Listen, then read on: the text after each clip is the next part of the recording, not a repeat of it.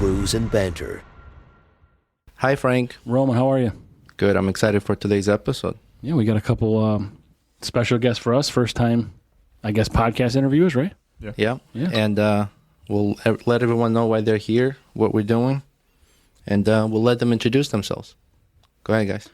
Hi, I'm Carlos. I'm friends with Roman, and Well, we're friends too, fucker. well, we are. We're all friends here. But, Hey, that was his first. I just found out that I got Roman into craft beer, so I'm kind of glad to be on the show. Yeah. Welcome. Thank you. I'm Craig. I'm friends with Carlos and kind of befriended Roman, I don't know, about a year or two ago. Yeah. Just accidentally. Yeah, accidentally. He was out supporting me through like races and everything like that. And I guess I'm just like your average, middle of the road. I like drinking a craft beer and mowing the lawn. Oh, jeez. Ooh, a lawn. I logged him on the lawn when we first Yeah. mowed it, but now I'm fucking, I just want it to die. I want a goat. I don't have the time for it anymore, All right, so let's open this beer. Let's run through our normal process of reviewing the beer, and then we'll get into these guys. Yeah, we'll start with this YAH brew. It's an orange push pop, 6% ABV, and this is a fat can. So That's a crowler. this is a crowler, yep. Let me open this up. This is not going to be milky like I'll be a gentleman. Just keep it off my computer, please. Sounds like we're using the toilet. That looks like piss. No, your fucking piss is orange? Sometimes. Looks like Tang, doesn't it? Dehydrated. It's what the astronauts drink. Right. Yeah, if your piss is orange, it's because you got penicillin trying to fight off those other diseases you got. That's right. Maybe that's what I'm doing. Penicillin. Penicillin. I can't hear you. I got an ear infection. So, cheers, guys. Yeah, thank you. Cheers. Thank you. Thanks for Oh, having right us. over the fucking computer. Not my computer. Don't give a fuck.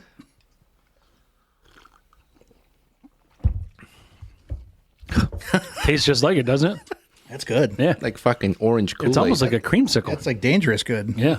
6% dangerous. Wow. That's why we're going to fucking load it up. I don't even taste the 6%. Like, do you taste alcohol?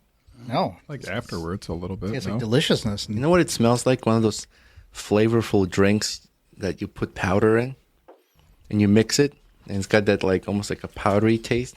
I'm going to go back in the 90s and get a thing of Tang, and I'm going to mix them Yeah. together. I'll and tell you. So that's it. this is, I think, what they're That's going what for. it is. You can see this. You can see this label.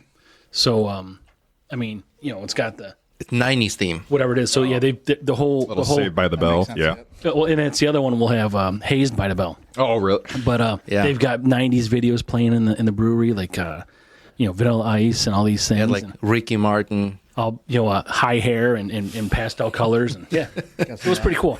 Posted Tiffany Anderson season. The Anderson season. Tiffany Amber, or whatever. Tiffany Amber Thiessen. There you go. Yeah, There you go. Yeah, Yeah. she's hot. She's still little kind of closer. hot. She's had some weird things go on with her. You know that? Like in her life, if you, No. we're not going to do it now because we're more important with these guys. But course. she's got these things like she was dating people like famous actors and stuff, and like one guy just offed himself, just fucking killed himself, and then something else happened in her life, and then she had a drug habit, and she's got all these things going on. Like, I mean, she's still around, but I don't know. She's doing some sort of show on MTV. You watch why or not? What's the one with Rob Dyrdek? A Fantasy Factory. Is that what it is? No, it's not Fantasy Factory. Right? Fantasy? Yeah. Oh, if that's what it is, it's fine. She's got something with videos. With I don't know. I don't really know what the fuck I'm even talking about. I just know she's on MTV. So not to age myself, but who is she? oh my god, man, dude. fuck! Who invited her? Well, then you're much younger than us, then. Oh, you don't know either, do you? Actually, Yeah, 'cause you haven't said shit. I'm wondering why you're looking at me because you don't fucking know. I was like, I'm going to let Greg into this one. Oh man, no, she's She. You ever watch Beverly Hills 90210? Oh, now I got you. So yeah, she was the dark-haired one. Yeah. Did you have TV in Utah to watch that? I think I jerked after her. That's how I would know. Well, she was a man back then. She's post-op, so you jerked off to him. I do that sometimes. Ugh. Like a smell Bruce it. Jenner. Yeah, right. Right, exactly. It's a good one. So You're welcome. So you were saying something's wrong with her because people are dying around her? Or what's going on? No, something's not wrong with her. I said a lot of things have happened to her. Like not like she's defective. Oh, okay. No, she's had a lot of turmoil in her life, but it's she was on Saved by the Bell, and then she went to 90210, and she's done these other movies in between. And She was Kelly. Yep, that's right. Kelly Kapowski. Yeah. Oh, see, we got this, and you guys can talk about Everything's coming together now. your fucking '90s show. Like Need a what? little help. There's an age gap here. You guys could talk about like Backstreet Boys or something like that. Yeah. Me and Carlos will stick the hot chicks. You There guys you go, talked yeah. about a homo Oh, boys. this guy watches Jersey Shore So traditionally. I don't care. Traditionally, what's the matter with that? That's got to be in your wheelhouse. I was in college when it came out. Right. Oh, still. Come on, guys, help me out here. What's the matter with Jersey Shore? I'm not gonna lie, fucking I watch stupid. it too. Oh, you At fucking. least she got me into it. You're the only What one that the doesn't. fuck? Am I Then. the only one Yeah. who's mature here? No. Yeah. Sure, that's the word we would Right. use. Spelled a little differently, but I mean, who else watches fucking Jersey Shore? The situation still around? yeah, Hey, he's married. Went to jail. he's got 2 kids. Oh, you guys know a lot. What do you think of the beer? I like it a lot. I like it. Yeah. Yeah. I don't know as though if I'm having like multiple of these because it is sweet and everything like that, but I'm definitely enjoying. I could have a crowler of this. Yeah, this guy they do a good job with this guy, and his him and his wife are great people. We talked to them a little bit. Yeah, we took a photo with them, and they were very nice. They had, I think that day their staff was on vacation. They came in and opened the restaurant and hosted, cooked, like they were running the show together until other people showed up. But yeah, nice people. Hershey, Pennsylvania is where this was. Yep. Yeah. Yep. Actually, the guy's he's brewing in his garage. So yeah, he brews in his garage, but brings it to his location. There Does it he is. have like a garage like yours, like the one out back, or is it just like your typical like house garage? Oh, he says it's attached because he has to have like hot water run in there and drain system because he has health inspections, and they come in. They have to make sure he's got hot water to be able to like wash chemicals and whatever required and proper drainage and stuff like that. So it's at home, but it's up to regulations. His brewery's somewhere else, so he makes the beer at home. He brings it into the brewery. Oh, okay. Yeah. So, but yeah, they They have a kitchen. They have full restaurant. yeah, a lot of beer. So he used to work for Tattered Flag. Did you hear? Have you heard of Tattered Flag? No. So Tattered Flag was it's another brewery local in I think you mentioned Fourscore before. Did You were mention- recommending that brewery. You said it's on the same street in Gettysburg. right up from ABC Appalachian. So we brewery? only hit Appalachian. That's the only one we. Oh, I thought you told me about the. No, just Appalachian. Okay, because it's on the same road. And I say, okay. Yeah, I guess there's 10 roads that go right into Gettysburg. It's a small town, Yeah. and yeah. I guess any of those roads as a brewery would be the same road from the battlefield. But yeah, so Frank and I were just there, and we did a tour. It's like 2 hours, right? Mm-hmm. It's a 2-hour tour, and you jump on the bus. They bring you to different stops on the battlefield, like where it was. And I have a sciatica in my right leg, and I was taking pressure off, and I was leaning on this oak tree, and the tour guide, he goes, "You, sir, in the pink shirt." Pink, wearing a pink one. Yeah, because I'm mature. If it smells like salmon, keep on jamming. He's like, "You're leaning on the witness tree." I go, and I'm like this. I'm like, oh. That tree was there during the battle. Oh, that's that's pretty cool. Yeah, so 162 years old at least. Yeah. Yeah, and he said not too many trees are left there from the time of the battle because some people would sneak in there, cut a branch off, make a cane out of it, like, fucked up shit like that. Yeah, but, vandalism, really. Yeah. but there's so many monuments and Yeah. cannons and We saw the horseback. I think there's like a horseback riding tour. There is? Yeah. Oh, There's nice. a group of people doing that. That's pretty cool. there is. There's also what they call segways, right? You lean forward. Yeah. Which were really popular back in the Civil War days. Did you know that? Yeah. Oh yeah. Did you know the inventor died on one of them? Yes, I did know that. Yeah.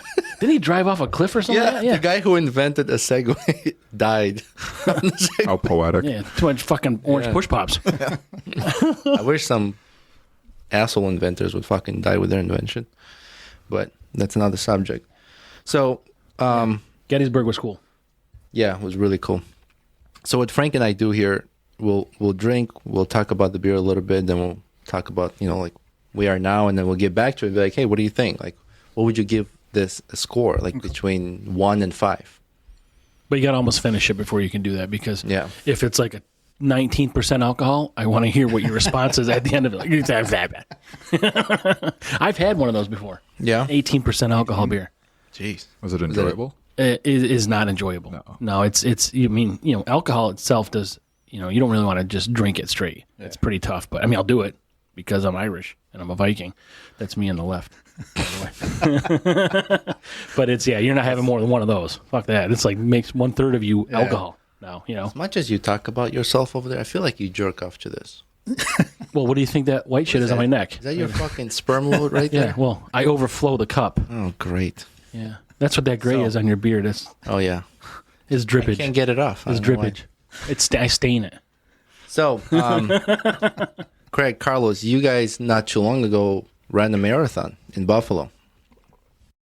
I did one last year, but he just ran it in May. Oh, you okay? Yeah, So the one that you came to watch. Yeah, that was last year. I went to watch both of you run a marathon in Buffalo, Yeah. and then this time, unfortunately, you weren't able to, but you went to did, support Craig. Yeah. See, that's what good friends are about, man. I support you. Yeah. I cup it. When my pants are down, that's the only time he supports it. There's only one nut. It's really weird. So, just loaded. Locked and loaded. It's like girls' boobs. Like one's bigger than the other. That's right. So, tell us about the experience. Like, I mean, full marathon or half marathon? It was a full marathon. The first time or the second time? Tell us about your recent one, then Carlos can tell us about his last one. So last year. This one, I thought I was going to do better just because it was my second time. I was like, I'm going to do really good. I was really ambitious, and I had like this goal again that I was like, I really just want to achieve this goal. And I mean, knowing the course and everything like that, I'm like, I'm going to do really good. So I was feeling good. Middle of my training, I ended up getting COVID, and that was kind of like not only like a bit of a physical setback because I was bedridden for about 2 straight days. Just the worst body pain ever, but just like mentally, because afterwards I'm like messaging Carlos. I'm like, oh man, I just went out for a run. I felt like garbage. I had to stop like 6 times on like a 13-mile run. I'm like, I don't think I'm going to be able to do this. And he's like, listen, you just got to stop worrying about all this and just go out and run to have fun. So I was just like, all right. So after a while, I wouldn't even go out with headphones. I would not look at my watch. I would make a point of not looking at my watch and saying, oh, this is my pace. And I enjoyed running again. And then the race came around. I'm feeling fantastic. I had like a plan set out. I'm like, all right, for the first 3 miles, I'm going to run at this pace. And then afterwards, I'm going to run at my marathon pace. And then I'm doing that. And I'm doing that. And then sure as shit, that 17-miler, that marker came around. And my body just was shutting down at that point. I've never had these cramps like I did at that point. And then it just felt like, I mean, you being an athlete, you know what I mean? Like once like my body was like saying, well, like F you, I had to get it. And, my wife, a huge supporter of me, my wife and son, they were both like, every like 45 minutes to an hour, they would give me a call. And it's just like in mile 17 is kind of going around like a little golf course that they have there. And it was just like last year, like that mile hit me, and it just like afterwards everything, and 17 miles, I got 9 miles to finish a race. Yeah. So it's just like, you're just like, fuck my life. You're like, I can't do this shit. I can't do this shit. So you're having like a lot of waves and emotions just kind of going through. And I'm just like, it's like, I can't not finish it. So I ended up finishing it, but I mean, I was getting like a trot in, and then I would just have like this pain shooting down like my entire like legs. And I remember stopping to stretch a couple times, and like EMS, like some like the EMS, they're like, "Are you okay? Are you okay?" And the local Buffalo police are like, "Are you okay? You can stop now." I'm like, "No, I got to keep going." And then I remembered like this one really shitty part was I saw like because they'll have like pace runners, right? And they have like a little sign. It's like, oh, hey, if you want to run 4 hours or 3:20 or whatever. And then I see like the 4:20 run by, and I just shake my head. He's like, no, he's like, don't quit, keep going. And I'm just like, this guy's like 60, and I'm like, fuck you, dude. I'm like, I'm dying over here, and I'm like, whatever. But I ended up finishing it. I had like Carlos messaging me, kind of like busting my balls, like, just messaging me, and I'm getting like these messages like read through like, my AirPods are like, oh, hey, Carlos says, stop being a bitch. This is what they do in Cortland. And I'm like, all right, I guess I'm going to trot now. The healthy encouragement, right? Like I said, that's what good friends are for. But I ended up finishing it, and I did marginally better than my first first time, but marginally better by like 3 minutes and some change. I mean, I guess some improvements good and everything like that. But I remember after that, like I felt like death. I felt like pure death. Like it was, I sat down and then I had to run to a porta potty, and you know how like the porta potties, they have like the urinal on the side, and then it was coming out of both sides. So I'm like vomiting in there, and then I'm like just dumping everything out of me. I tried to like eat when we went to like the post party, and you saw me. I couldn't do anything there. I just felt like just pure death. So it's just too early returning from COVID, or? I don't know. I mean, you know, Carlos and Kathleen were like, you know, I think your nutrition was a bit off. I don't think you kind of did this right. And so I have another marathon that I'm running in October, and here in Syracuse. It's the Loop the Lake one that starts at the fair and everything. You guys want to come support me? Yeah. You know, yeah, I'll come support you, but I honestly, I was kind of thrown off at the whole beginning of this whole story when you said you run for fun, because I am never fucking running again. I never want to. He only runs from the couch to the fridge and back. Or I get the runs. That's about as close as I mean. I don't know how old you are, but these sort of like babies apparently, but you know, because they don't know Jersey Shore. But I'm getting to the age where I don't want to I want to move as little as I can. just getting up there. I have best of both worlds. I'm young and mature, so wise and healthy. You're still in your 30s, right? I'm about to be 40. Oh, yeah. But when you got to keep saying you're mature, shows that you're really not mature. Well, the beard speaks otherwise. Every gray hair is in the maturity. Is that how it works? How wise I am. What if you don't have a beard? Then you check my balls. So I've obviously running a marathon. That's a lot of abuse on your body. So there's a question to both of you guys. What's like I mean, you told us the abuse your body went through, but like, what is like the atmosphere? Like, you're running, it's crowded, right? And then it slowly thins out, and then you start seeing people vomiting. Like, when you go into a porta potty, do you take a shit? Like, people stop and take a shit? Yeah. Oh, yeah. I mean, Really? you've ran the Boilermaker before, so that was the first time I've ever seen, like, a woman run off, like, in the middle, you know, and that's Are you like... talking about him, the woman? Yeah. like 15,000 people, right? And they're like going there squatting.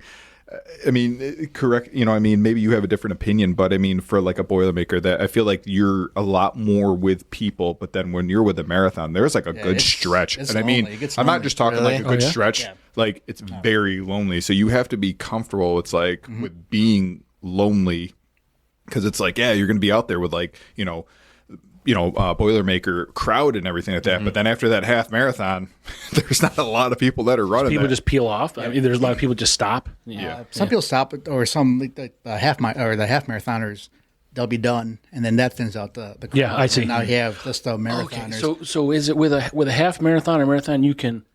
So there's a marathon, and you can choose to do a half or a whole within the marathon, or is it only just half marathons or whole marathons? So for Buffalo, there's both. You can choose. Okay. But then you start at the same time, but you just peel off. I see. At a different spot. You know? Yeah, I didn't know if there was only you only sign up for half marathons or you only have full marathons. No, there's both. Yeah, You okay. can choose both. And then like he was saying, it's like the Boilermaker. You're pretty much always in a crowd, and you always see people, and you feel the energy. But then, what was it, mile 19, 17, 18, 19, everyone is like spread out, and you're like by yourself. At one point, I was like, oh my God, am I still on the course? Because I hadn't seen anybody for a while. Yeah. Speak a little closer, Carlos, to the mic. Yeah. So you don't know if you're even in the right path anymore. Well, what's interesting, Boilermaker was the longest run I've ever done. So it was interesting to have certain people, and you were sticking with that pace, and they were like my motivation, kind of like, okay, like they're going my pace, I'm going to stick with that pace, and we're good. But there was at like somewhere towards the beginning, Carlos is like, oh, I got to run into the woods, and he goes into the woods. I don't know, he takes a piss, shit, whatever. Then he catches up to me. I'm like, fuck, man, this dude just took like a 15-minute break or something, and he caught up with Had me. a sandwich. Yeah, he probably took a nap and siesta? shit. Yeah. I might piss while running. I don't give a shit. But you know what's interesting, Frank? endurance runs they do. There were Yeah, people. so there were people holding beer out instead of water. So some people were running and like grabbing beer. This is the Boilermaker, right? Yeah. Yeah, I think they do that. It was my first time, and honestly, I want to do it again. It's fun run. It's a I'll really fun support, race. but I can't run. I mean, I've had 8 knee surgeries. It's just, this wrestling bullshit we'll talk about later, but it just doesn't happen for me. And Hey, it's a little bit of an excuse. I mean, I could run a marathon. I'd lose. I'm fine with that, but it's just fucking painful. Frank, I just had an idea. Yes, I will let you suck it. You wish.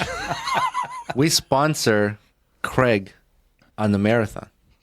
Good. He wears our Brews and Banter jersey. And fully, You got a jersey? you got to reimburse We us will. if you fucking shit or puke or something. You have to finish. Every time you Keep poop, everything out and down. every time you poop, you owe us a 12-pack. My choice. Yeah, of your choice. It's fine. It'll be craft. We're gonna be reviewing like Bush. That's fine. That's fine. So what was that one that we saw? We went out golfing. It was like Bush. Was that like peach or orange or something like that? I've seen that. It's like peach. Yeah. I don't know about that. So, Craig, you had Bush for the first time recently? I had Coors Light. Coors Light for the first time. Coors Light for the first time. We were on vacation and they were buying it for like beach beers, and I'm like, I'm not.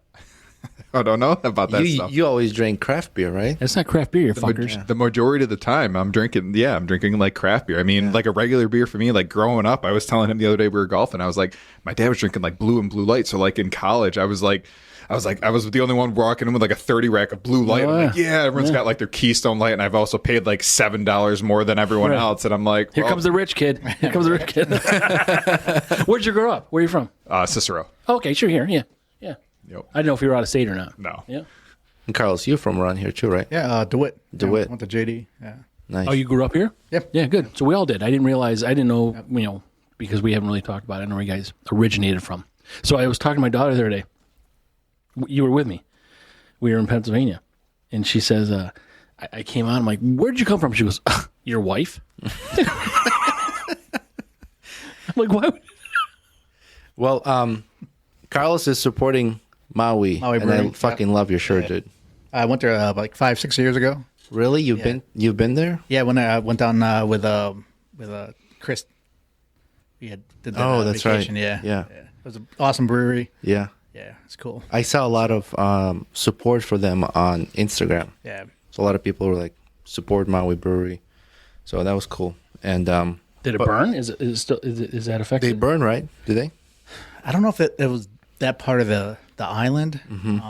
I know we went to some of the bars that were in that area that got hit really bad. I know there were at least 2 breweries that burned in the fire because on Instagram, some of our followers, the 2 followers, they own breweries, and they were showing their brewery before and then after. It was fucking sad. Yeah. But we said recently, because, by the way, another thing we do here is we like to support U.S. made products. So sometimes we talk about some of the products that we've reviewed or tried. If there's anything you've recently reviewed, let us know, and we can let people know to check it out. But Roka glasses, you guys know Roka? ROKA? Adam, our friend Adam wears them all the time. For Sunglasses. They make sunglasses. They make swimmers, goggles. Oh, okay. They made out of Austin, Texas, and they make their own lenses and frames. Great company. okay. For runners, Check 'em out. for gun shooting, safety glasses, like all kinds of stuff, and they're made in U.S. Okay. 100%. And they had one line that was 100% of that those sales went to Maui, Oh, okay. That's awesome. which is cool. Yeah. Yeah. But you, Carlos, have a military background, and we're big supporters of military veterans, first responders, and you, Craig, in medicine, and we'll get to you in the minute about that. But tell us a little bit about your military, if you want to. Yeah. So I joined up like shortly after high school, and I was stationed at Fort Bragg, North Carolina, and I got to choose when I enlisted what unit I wanted to go to. I wanted to be in the 82nd because I wanted to jump out of the airplanes. So I went to basic training in Georgia. And 82nd is airborne. Yes. Okay. Yep. And so basic training in Fort Benning, Georgia, infantry, and then straight to jump school, also in Fort Benning, and then stationed in Fort Bragg the whole time with the 82nd. So I know in the military people fuck around a lot with each other. There's no fucking around in jumping off the plane, right? Yeah, I mean that's one thing. A lot of guys talk shit, and then they go, "Oh, what'd you do?" I was like, "Oh, well, infantry, airborne." They're like, Yeah. "Oh, damn it, okay." Can't fuck with you. Yeah, so yeah, it was a great time. It was an honor to serve in that unit because their history goes back to World War II, jumping into Normandy. They had like 5 combat jumps in World War II alone, and then they served in Vietnam. 82nd goes back way back, right? Yeah, so they first started off in World War One, and they were called the 82nd Infantry Division. There was no airborne back then, and it was one of the first units that they combined, because back then they would take like your National Guard units and send them over. And this was like one of the first units that took an active duty, full-time military from all 50 states. So that's why our nickname was the All-Americans, because it comprised all 50 states. Nice. So it's a long lineage, and it was an honor. I see and hear 82nd Airborne in movies, shows. Yeah. I was just at the museum. I sent you a photo of the patch. There was this display piece, and it had all sorts of patches, military, law enforcement, all around that thing. And then in the store shop, they had where all the books are, all along the top of the oak shelving. All the patches were up there as well. Oh, that's cool. So anytime, I don't know, every time I see 82nd Division Airborne, I take a picture of it. Yeah, that's cool. Yeah. I didn't realize, so I'm not sure how, I mean, we can talk about why it's 82nd, but I didn't know until we went to the Gettysburg tour that they have like the, 84th Regiment or 67th Regiment. Like, I didn't realize that the regiment was based on per 1,000 people. So, like, 1 to 1,000 is the first regiment, 1,001 to 2,000 second regiment. Okay. I didn't know that, but I don't know if that's somehow applicable to the 82nd Airborne. Like, I don't know how what's the number mean? Yeah, where did 82 come from? I honestly don't know. Because, obviously you have the 101st Airborne, you get the 173rd. Well, you said to me a while back 100 or 101 was like Alaska West Coast, right? No, so the 11th Airborne Division is the newest full airborne division, and they redesignated it into Alaska because I think all the stuff that's going on with Russia possibly being kind of close to Alaska, so they wanted a full division in Alaska. Before that, the 82nd was the only full airborne division. 101st is a division, but they're not airborne anymore. They still have the tab, and they have the history, the World War II history, but they haven't jumped as a division, I think, since after Vietnam. Okay. Yeah. So the only division that still jumps is 82nd. 82nd Airborne and the 11th Airborne and the division. new 11th. Yeah, the new one, yeah. So the 173rd, you see a lot of Vietnam movies. That was a brigade, I believe, for the longest time in Italy. I see. So that was like the duty station everybody wanted. After airborne school, they all tried to jump on 173rd in Vicenza, Italy. Because they want the food. They want the fucking Italian food. It's wine. Yeah, exactly. But right. you can't blame them. I mean, I tried to get on there, Yeah. Yeah. Right. So nice. Well, from both of us, thank you for your service. Yes, absolutely. Thank you. Did you only jump like over in the States, or did you ever like have to like travel outside and like? So when I was we only did North Carolina jumps, Louisiana, local jumps. It was like the mid to late 90s. The budget really wasn't there for the military. Nothing really was going on. So we didn't do like these big trips that they did back in the 80s. The 80s, the military had a lot bigger budget. Were you deployed ever? I never got deployed. Yep. So as soon as I left, my unit got deployed to Kosovo. And then stuff started. What a shit show that was. Yeah, yeah. Right. But when I was in, it was, it was fairly peaceful. Yep. So, but nice. Well, again, thank you. So yeah. And Craig, you're in medicine, so tell us about what you do. I'm an ICU nurse. Oh man, that's crazy. Yeah. ICU. Yeah. See, mature. Yeah, you're right. That was immature, but I'm good at it. I got to excel at something. So you got into. Did you get into this industry right before COVID, or? Yeah. So I was working at a job, and I was just like, man, I got a promotion. I was like, cool. I'm going to work this like 9 to 5 or this like 8 to 5 job. I'm going to sit behind a desk all day, and nothing against anyone that does it, but it just wasn't for me. I'm like, I can't climb this corporate ladder. I mean, like, it was a great family schedule, but I just felt like I was like dying inside. I'm like, this is not purposeful for me. So I was like, I need something purposeful. We were actually talking, and Alicia was like, going through school at that point. So I was talking to her through a lot of this, and I'm like, that's it. I'm like, I'm going back to school. I want to be a nurse. Mm-hmm. And, Kathleen, my wife, was like, let's map it out. We can do this. So while I was working, I was also taking a lot of prereqs because you need a bunch of classes beforehand. And and then I had it all mapped out, and then I quit my job, and then COVID happened. Oh, geez. So I did all of nursing school through like the thick of COVID. So, and then we got past all that. It was only I did an 18-month program, and the thing that got me was like, they're like, well, COVID. I'm like, well, we're past like the thick of this. I'm like, we can actually do stuff, but that's another rant for me. Probably another 3 beers later, I'll get back into this rant. We can do it. Yeah. So you're only into this 2 years or so, or yeah, a year and 8 months. Yep, So yep. now I'm kind of getting the point, and because I'm a little more older, like on my unit, I'm like I'm the old guy, as everyone likes to call me. Shocker, right? 36-year-old. that's good though. So Right. you got seniority at 36 years old? Yeah, 'Cause life you got a seniority. union, right? Union, yeah. Life seniority, not like actual like. Oh, okay. Yeah. So, but I mean, there's older people, and I'm like, I was actually going through it. I'm like, man, I'm like one of the few people here that's like has like a house, a wife, a child, and I have to go through all these points in my life, and everyone else is just like, hey, let's go out drinking tonight. Let's go to All Who Wander and play trivia. I'm like, yeah, my son's got wrestling Yeah. practice, or Yeah. no, I can't do that. I'm just like, I don't do that stuff. Yep. So. No, yeah, it's different responsibilities. Yep. And,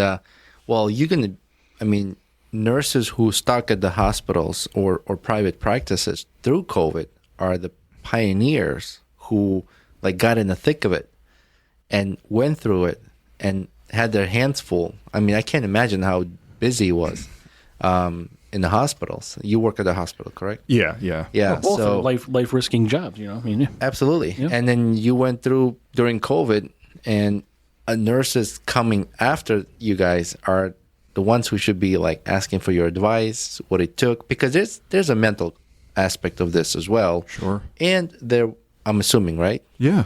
And there was a big a nurse exodus, I believe. There's one that's going to happen apparently that we should Yeah. all be worried about. Oh, you think there's one coming up? For what reason, do you know? It's just the age gap of like when the mass. So like a retirement age? Yeah. So you were probably talking about like nurses leaving during COVID, but there's going to be a mass retirement coming up in Good for the you. next like 5 years. So yeah, so it's like great. Yeah.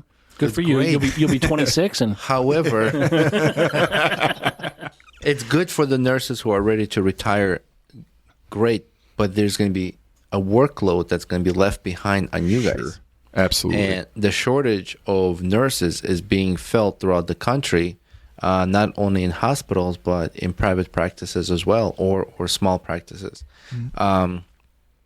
And I just hope there is drive and demand and good recruitment for new nurses coming in.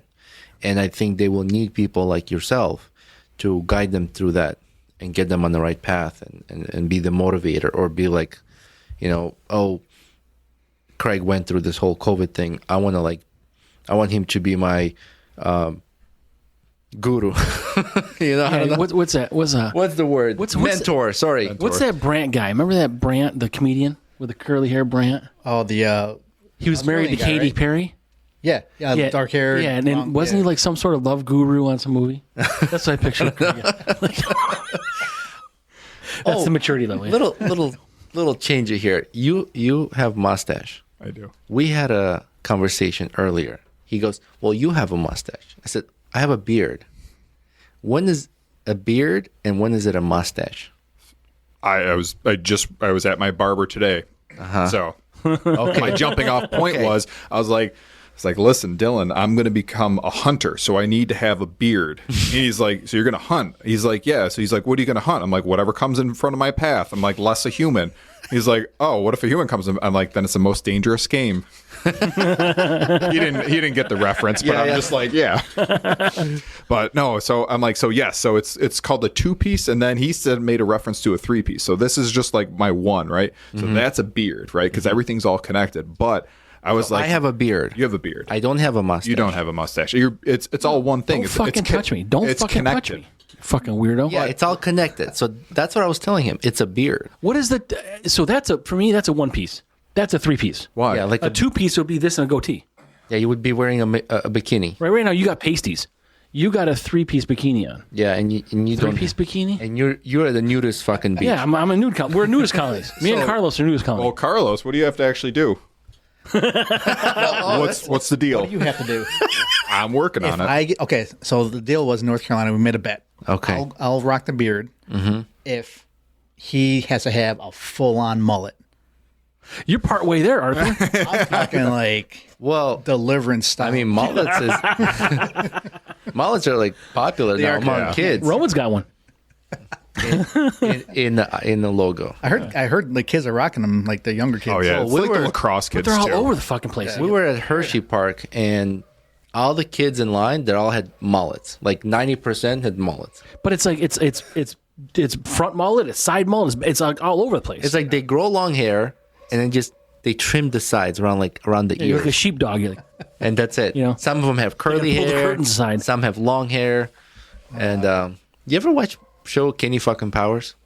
Oh yeah, That dude rocked a I remember Eastbound and Down. I remember in college we would watch that. Oh, He's what a on the, great show! he's on the It's got a new show, right? what's that HBO show? The Fabulous Gemstones? Gemstones, Yeah, yeah. He's pretty good in that too. Yeah. With the guy from Roseanne. John Goodman. Yeah. Yeah. Oh, really? Yeah. The Fabulous, and there's like some other son or John Goodman's son, and there's a daughter, and they're like just talking Is dirty. it like, just as hilarious? it's fucking hilarious. Like they'll be sitting there talking, and she'll be like, "Well, I'm getting divorced." She's like, "That's because you're a fucking whore." Like they just like say shit. It's just banter, like sibling thing, and they're like, apparently they're evangelistic people, and they kind of embezzle the money and they use it for their own shit. But like, it's pretty fucking funny. Yeah. So yeah, back to nursing. Well, thank you for sticking around and not leaving, but excuse me. Hang on. Sorry. But a lot of nurses left because of COVID, because of the restrictions at the hospitals, because of the workload, because it was too stressful, so mental capacity wasn't there.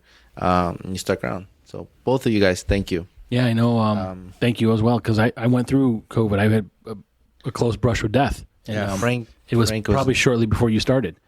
So I was in there, 12, 13 days, whatever it was, and it was a little touch and go there. But I made it. So anyway, thanks for doing that, and fuck all those people that want to get rid of these nurses for not having shots or whatever the fucking case may be. Fuck all you guys. I mean, you're there risking your life anyway, and I mean because it was me and my wife, and she had to put this spacesuit on, and I had to do that the other day. yeah, people wouldn't come in and out. Coming back again. Yeah, people wouldn't come in and out the door, so she's there, so she's grabbing shit, so these people don't have to garb up. I mean, it's not. I wouldn't say it's a thankless job. I mean, people appreciate it, but I don't think they appreciate it enough. I think that's the best way to say for the it, people yeah. that do it. So thank you. Yeah, thanks for both of you. So you said there's another COVID wave coming through? Apparently, I mean, you might know more about this. You pretty much are glued to the news more than I am. But I mean, just from what I'm seeing and reading in the news, I mean, I know some of the other local institutes that they're like, you got to start worrying about it again. I know I had like a COVID assignment like a week or two ago, but I mean, most of these are like incidental fines where it's just like, oh, hey, they have to do the swab beforehand, and it's like, oh, hey, you have COVID, but that's not the primary reason why they're coming in. So their reason is like, malnutrition or, alcohol withdrawal or something stupid like that. And there's like, oh, they also have COVID, so now we got to treat this. And then it like blows up to be this big COVID thing where I'm like, Yeah, it was not So COVID. it was a bit of a controversy. We talked about that. Like you hear one thing in the news, and then the report's another thing, and boots on the ground's another thing. Like, so you being in the hospital, like you said, you mostly see people coming in for other symptoms, just happen to have COVID, but they're not coming in because they're struggling and dealing with COVID, and that's where they came in. But a lot of these death tolls would be that, like, you died because your heart exploded, but they're blaming it on COVID. I mean, you fucking assholes. I think I think before this wave, because it's like what third COVID wave or whatever, right? whatever. But the very first one, there was incentive, there were benefits for hospitals to label you as a COVID death, and that's why they were doing it. And now it's coming out, but you know how news are, they lately haven't been going back and correcting themselves. That's why. My wife, talking about COVID, my wife just brought my son to the doctors because he apparently grew a wart on his finger. I'm like, you dirtbag. I'm like, you're like Pigpen from Charlie Brown. I'm like, take a real shower, not just standing under the the goddamn faucet. Was it fingering a frog? But this thing, like, we looked at it down in North Carolina. You've I'm not like, done that, Carlos? Have you not done that yet? I'm like, this thing didn't look like much in North Carolina. Now I'm looking at it at dinner the other night. I'm like, dude, do I got to go oil up the Ryobi? I'm like, Jesus Christ, what is that growing there? Maybe he's just a real man. It's a third nut. I'm like, Fuck, it's a finger Travel testicle. and grind it off. wife brings him to the doctors today, and they're like, yeah, that's definitely a wart. I'm like, well, we kind of knew that. And she's like, maybe it's just like a pimple. And they just got to release it. I'm like, a pimple? No. I'm like, I have my contacts in. I'm like, I know, like, Kathleen. I'm like, let's be real right now. She's like, no, downplay it so he doesn't get all worried. He stopped eating his breakfast this morning, and like he stopped eating dinner last night because he was so worried about it. He's like, they got to freeze it off. And my great parenting skills, he's like, they got to like liquid nitrogen. I'm like, yeah. I'm like, remember in Terminator 2? He's like, what do you mean? Pull it up on YouTube, and he's like watching it. He's like, that's what they're gonna do to me? I'm like, yeah. What else do you think they're gonna do? This coming Parenting 101. from a 2023 nurse. This is what they're going to do.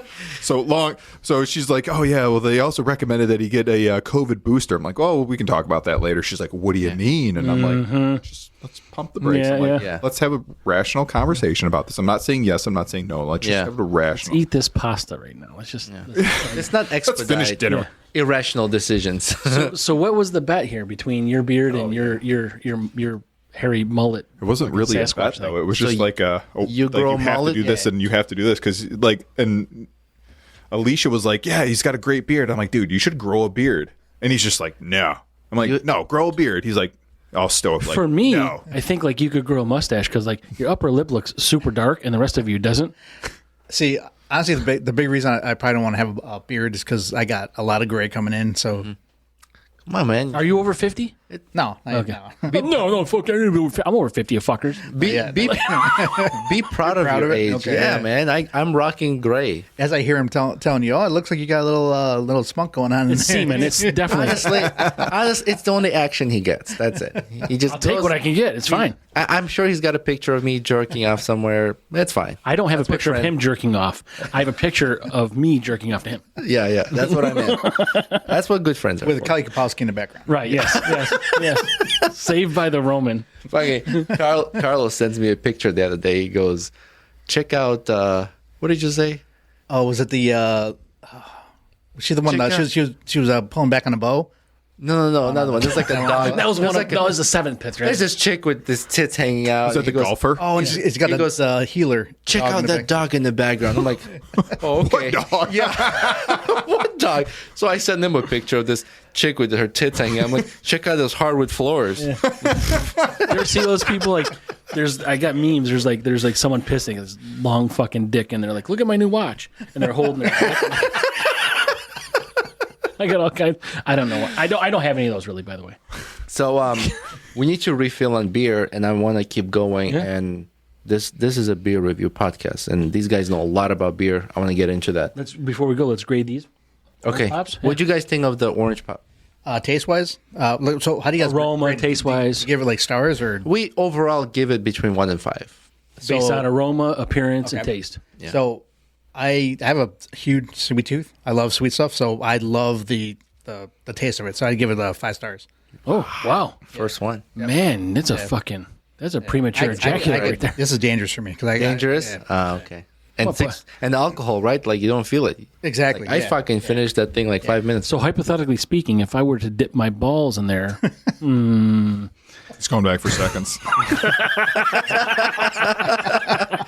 He answered for you. It's perfect. Spoken like a true Cortland wrestler. Yeah. We'll talk about wrestling soon. Yeah. Yeah, we will. What do you think, Craig?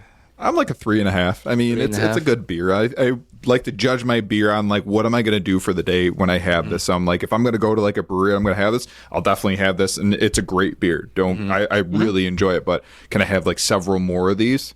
It's sweet. No sweet tooth for you. I mean, I have a horrible sweet tooth. Like I'll be like before I go to bed, I'll just eat some syrup just because.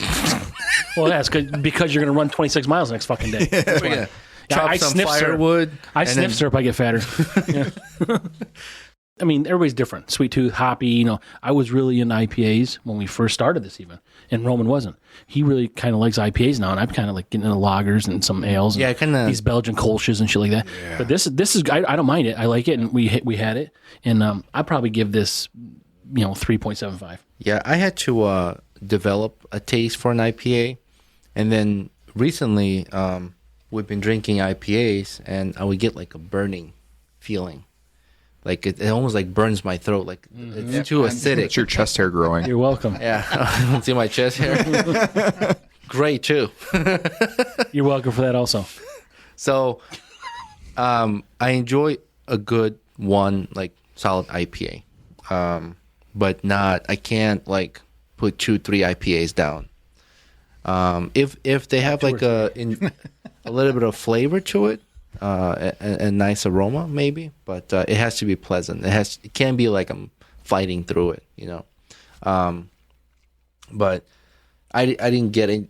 The first IPAs, I was like, that's what kind of like deterred me from craft beer, because I never had like a good one. Then Carl's like, try this one. I'm like, I started like developing a taste for it, and that's kind of like why I got more into reviewing, being more into like craft beer. And then sours, like I enjoy sours, you know. Stinky pussy beers. So that was my gateway to IPAs. Was Really? So I did sours for 2 years. I wouldn't touch IPAs, but then I started getting into the IPAs, and then especially like with froth. Right. Then you got the what's it like Lactose. yeah. Well, once again, the sweet tooth kind of drew me into that, and then And it's all. I mean, you guys know we're all into this, and you know, for me, I don't want a lot of IPAs when it's fucking 90 degrees out. Yes, I mean, yeah. it's like who Like on a eats beach. chicken noodle soup in the fucking summer, you know, like. So I'll probably have more in the winter, stouts, porters, things like that. So But if we had this during the winter, my opinion might be different. yeah, that's correct. So I was just gonna say, this is more of like a summer beer. This It is is. more like Yeah, definitely. I'm thirsty. It's fucking hot out. It's not a lot of alcohol. I don't really like. Yeah, pilsners, lagers, ales, all these things that are kind of like, you know, It's a 6.8. That's a good amount of alcohol. 6%. But Oh, I'm saying, 6. Yeah. what I'm saying is like you don't really feel that right away. You know what I mean? So it's like it's hot out. You get a cold beer, sip it, drink it down, whatever, move on. Let's get into the. So you got to grade Yeah, that. let's do a refill. I'm gonna give this 4 Okay. for summer. And beer. we'll start on the about you? Haze by the Bell. 3.75. I already talked about that. Okay. I don't know where I was. But let's stop here, refill, we get back. All right, guys, so we're back. We're going to continue reviewing a beer from Young at Heart from Pennsylvania. And I forgot to mention this when we're talking about them. They foster animals. So on their beer cans, you can see a dog and a cat here. Deuce, Massimo, and Potato cat. So they foster animals, and he was saying actually his wife was starting to get sad because there was a dog they were getting ready to let go. But let's open this. We have one left here. I'll share. We're gonna do like Lady in the Tramp. Can you fucking open this? I don't have. So it's his wife was getting, you know, a little sad because I think you're only allowed to foster 2 dogs, and they've already done that. So that's why that they're not, you know, 2 dogs at a time or 2 dogs total? total. Oh. Yeah. So No, he said after the 2 dogs, then you can decide to keep them. So your first 2 pets you have to give away. You can't keep them. we gotta split this 4 ways. I know, but it's all a fucking head over here. I like when you give a lot. you got to tilt that glass there a little bit there. Give me your That's fucking the next glass. podcast when they're learning how to pour. Yeah. You give a lot of head. You guys talk like you know what you're saying, but you drink like fucking amateurs. So yeah, that was just this is Haze by the Bell. This is a hazy IPA. I think this is 5.6% ABV. Yeah, it's This so almost looks like We're a not seeing pineapple. through this like the last one. yeah, we see hazy IPAs, but usually they're more yellowish, I think, right? I don't know what they do with this. This Yeah, is this more looks like like a pineapple Yeah. IPA. It's got that like a light yellow. I like the smell of it. It smells just like the I'll do, you know?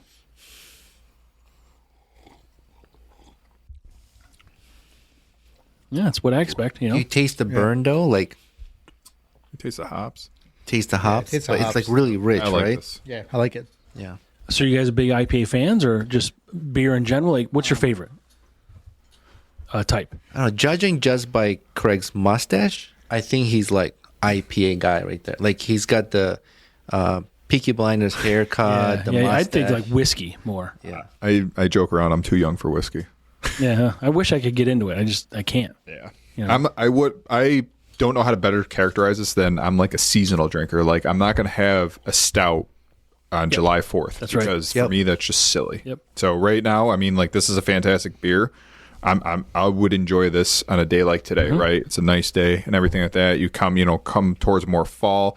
Then I'm getting into, my little darker, maybe a little heavier flavor and tasting beer. And then winter, I'm having my stouts. I'm definitely porters. Yes. Same with me. And, it's just logical. Yeah, I think exactly. I think that most craft beer drinkers are same. Like, I think they have the same view on, like, you got to drink these seasonally, However, I have had some stouts that were easy to drink, and I was surprised. I told you about that Brazilian one. Yeah. Yep. And there's a brand a brewery we reviewed. It's HB out of HB. HB. Remember the bottles we had? I don't remember. Fuck. Anyways, I'll think of it. I'll text it to you. But another stout that was easy to drink. There's another stout my uncle liked. Remember, he actually Cigar City out of Tampa, Florida. Yep. They have good was really stouts that not like super heavy, that you can actually enjoy like one or two in the summertime. So what is your favorite type of beer? IPA, ales, lagers, pilsner? I mean, it depends. I mean, I'm, like I said, very seasonal, Lately, I almost feel like I've been kind of steering away from the IPAs and going more towards like a wheat and like a Hefeweizen. Yep. I love me a good Hefeweizen, get that little banana clove taste in there. But I do love my IPAs. I mean, it just depends. I'm gonna get this out there. Like those pumpkin beers, I'll have one and then I'm calling it a day. But the fact that they're gonna bring out a pumpkin beer now, I'm like, this is stupid. Yeah, it's like fucking Christmas decorations and shit. Like you go to Costco and it's just like, what? Why do we have all this? I'm like, let's take a breath. Let's calm down for a minute. Yeah. Calm down, America. Calm down, America. What about you, Carlos? So I definitely like my IPAs. I started off with sours. I was a huge sour drinker for like 2 years, and that got me into the IPAs. So now, like during the summer, I like the IPAs. When it gets a little bit cooler, I'll get like the heavier, like a hazy. Yeah, definitely. I'm very seasonal too. You're a real man if you want to drink IPAs in the summer, because I'm kind of like, man, I just can't do it. I mean, I'll do it like one, but if it's long term, it's a lager or a pilsner or something like that. For me. Like you have one or two, then you get into or these Kolsch's or Hefeweizens, something like that. Just a sort of lighter beer for me. But definitely. I like it all. I mean, we talked about these sours. We never really got into sours, never really liked them, but now I kind of do. We're so young to it, or so new to it, that we're able to kind of try different ones and see what we like. And we've had a couple we've really liked, but I don't know. You're more in IPAs than you had been before. Yeah, but I'm enjoying a whole range of again, like Craig said, seasonal drinker. I feel like maybe that's how I am, because I've tried some of the craft beer that are lighter, and I'm working outside, cutting grass, cleaning some brush out, and you sweating your ass off. I want to open that fridge, get a craft beer, support local business, small brewery, and just enjoy putting down that 12 ounces or fucking 16 ounces, and not be like, oh, that was fucking kind of had to work for it. No, it was enjoyable. Like, it wasn't as heavy. It wasn't something I had to like fight through. Like, oh, yeah, at least you're putting out 12 or 16 ounces, not inches. Not inches. No, I can't do that. Not anymore. You're good at it. I can. Yeah. I just fold it in half. I can't pull that off. I fold it in half. You say Kolsch's, and I mean, like lately, I feel like with as hot as it's been this summer, I'm like, I've been like we'll have like a couple Kolsch's in the fridge, and I'm like, man, this is so good. Sure, I'm like, it's just a nice, refreshing, and it's still got a bunch of flavor. It's not like your typical like your Coolers, your Bud, and stuff like that, but it's still got a lot of good flavor. Are you guys? We're really only craft beer. Oh, are you guys just everything? I mean, it doesn't matter. These kind of Budweiser, Miller Lite type. It doesn't matter. I mean, we're not. I'm not like strictly just forget it. Fuck you guys. But I mean, fuck them. But I'll drink it if it's there. But Yuengling, I think, is probably as close as we get to not craft beer right now. Yeah, Yuengling, and I've had maybe 2 or 3 Coors Lights this year. But I don't. I mean, I'm just asking. I don't care either way. I just Yeah, I think for me it depends on like what we're doing. If like when we were on vacation on the beach, it's hot out, Sun's beating down. Don't say seltzer. Don't fucking. No, I won't say. Okay. I'll do like a That was Miller Lite. close. Like a Miller Lite. We're gonna shut He your said mic beach. off. He said beach hot. How about to fucking gotta hit blip that you sound out? effect. I don't do the seltzers, The but droopy dick sound. I mean, there's some seltzer. It's okay, Yeah. but especially like golfing. Like we like to go golfing. You can't put down 6 That's right. IPAs while No. we're Yeah. playing 18 holes. Yeah. you I'll do still like have to a- swing that club. man. Exactly. Yep. So I'll do Yep. like a Utica club. I like Utica Yep. club. Yep. He got me. I love hooked on Utica UC. club. That's okay. Sure. That would be like my beer. It's like I throw everything else aside, all those other ones, UC. all Is the way. so Saranac own them?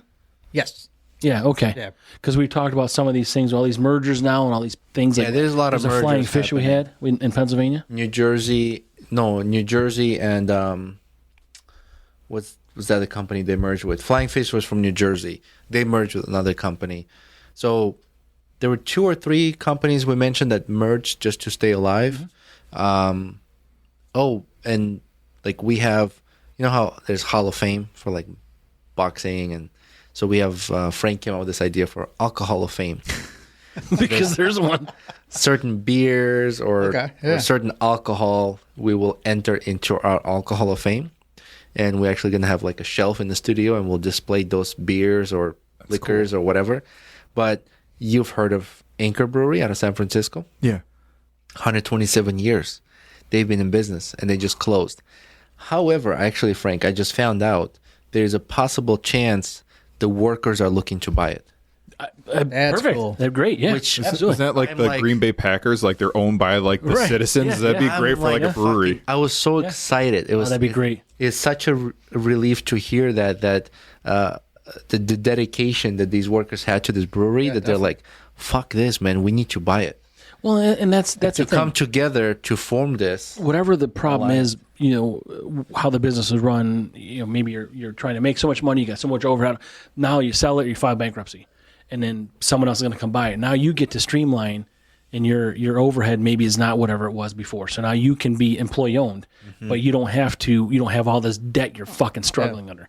So I'd love that. I mean, Yeah, so we're still putting their beer in Alcohol of Fame. yes, so their beer was entered into our Alcohol of Fame. So I went to, you guys familiar with Branching Out Bottle Shop? Yep. So I think they had like a last 6-pack in the back room. So the husband and wife that own it, she went out. She's like, "Yeah, I got a 6-pack here." I'm like, "I'll take it." And it's their classic glass bottle with a yellow label with an anchor on it. So that'll be going into our shelving here or whatever in the display. Excuse me. The rest will. I heard that before it came out. The Did rest. you guys hear the prelude? It was like, oh. The rest will drink in their honor. We'll keep doing it, and I have high hopes for the workers buying it and continuing. Very cool. That's pretty cool. So We'll put Yingling in the Hall of Fame, the Alcohol of Fame, because that's the oldest brewery. yeah, that's the is the oldest. So we'll have brewery. different classes. Like And we'll do all this. I believe they started off as a craft. You're not going to put like Guinness in there?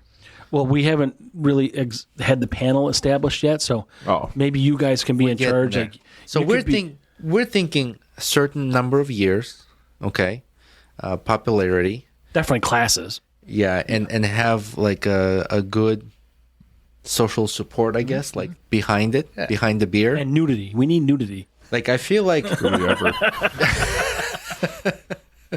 so it depends on the can art. I think that's a very like viable thing. Like we were Or the art of your can. like we were seeing like a bunch of beers and we're like, wow, the art on this can is like awesome. Yeah, like New Anthem. Yeah. In Wilmington. Super Great. awesome. It was a cool brewery, but the artwork was amazing. Yep. So And we did with Bullfinch. Bullfinch, Yeah. the guy came. I mean, Carlos, we you and I were were there, there. yeah. So the owner came out, like met with us for a little bit, and he's like, "My, Like a cool my guy, kid is yeah. sleeping. I gotta go back home." Yeah.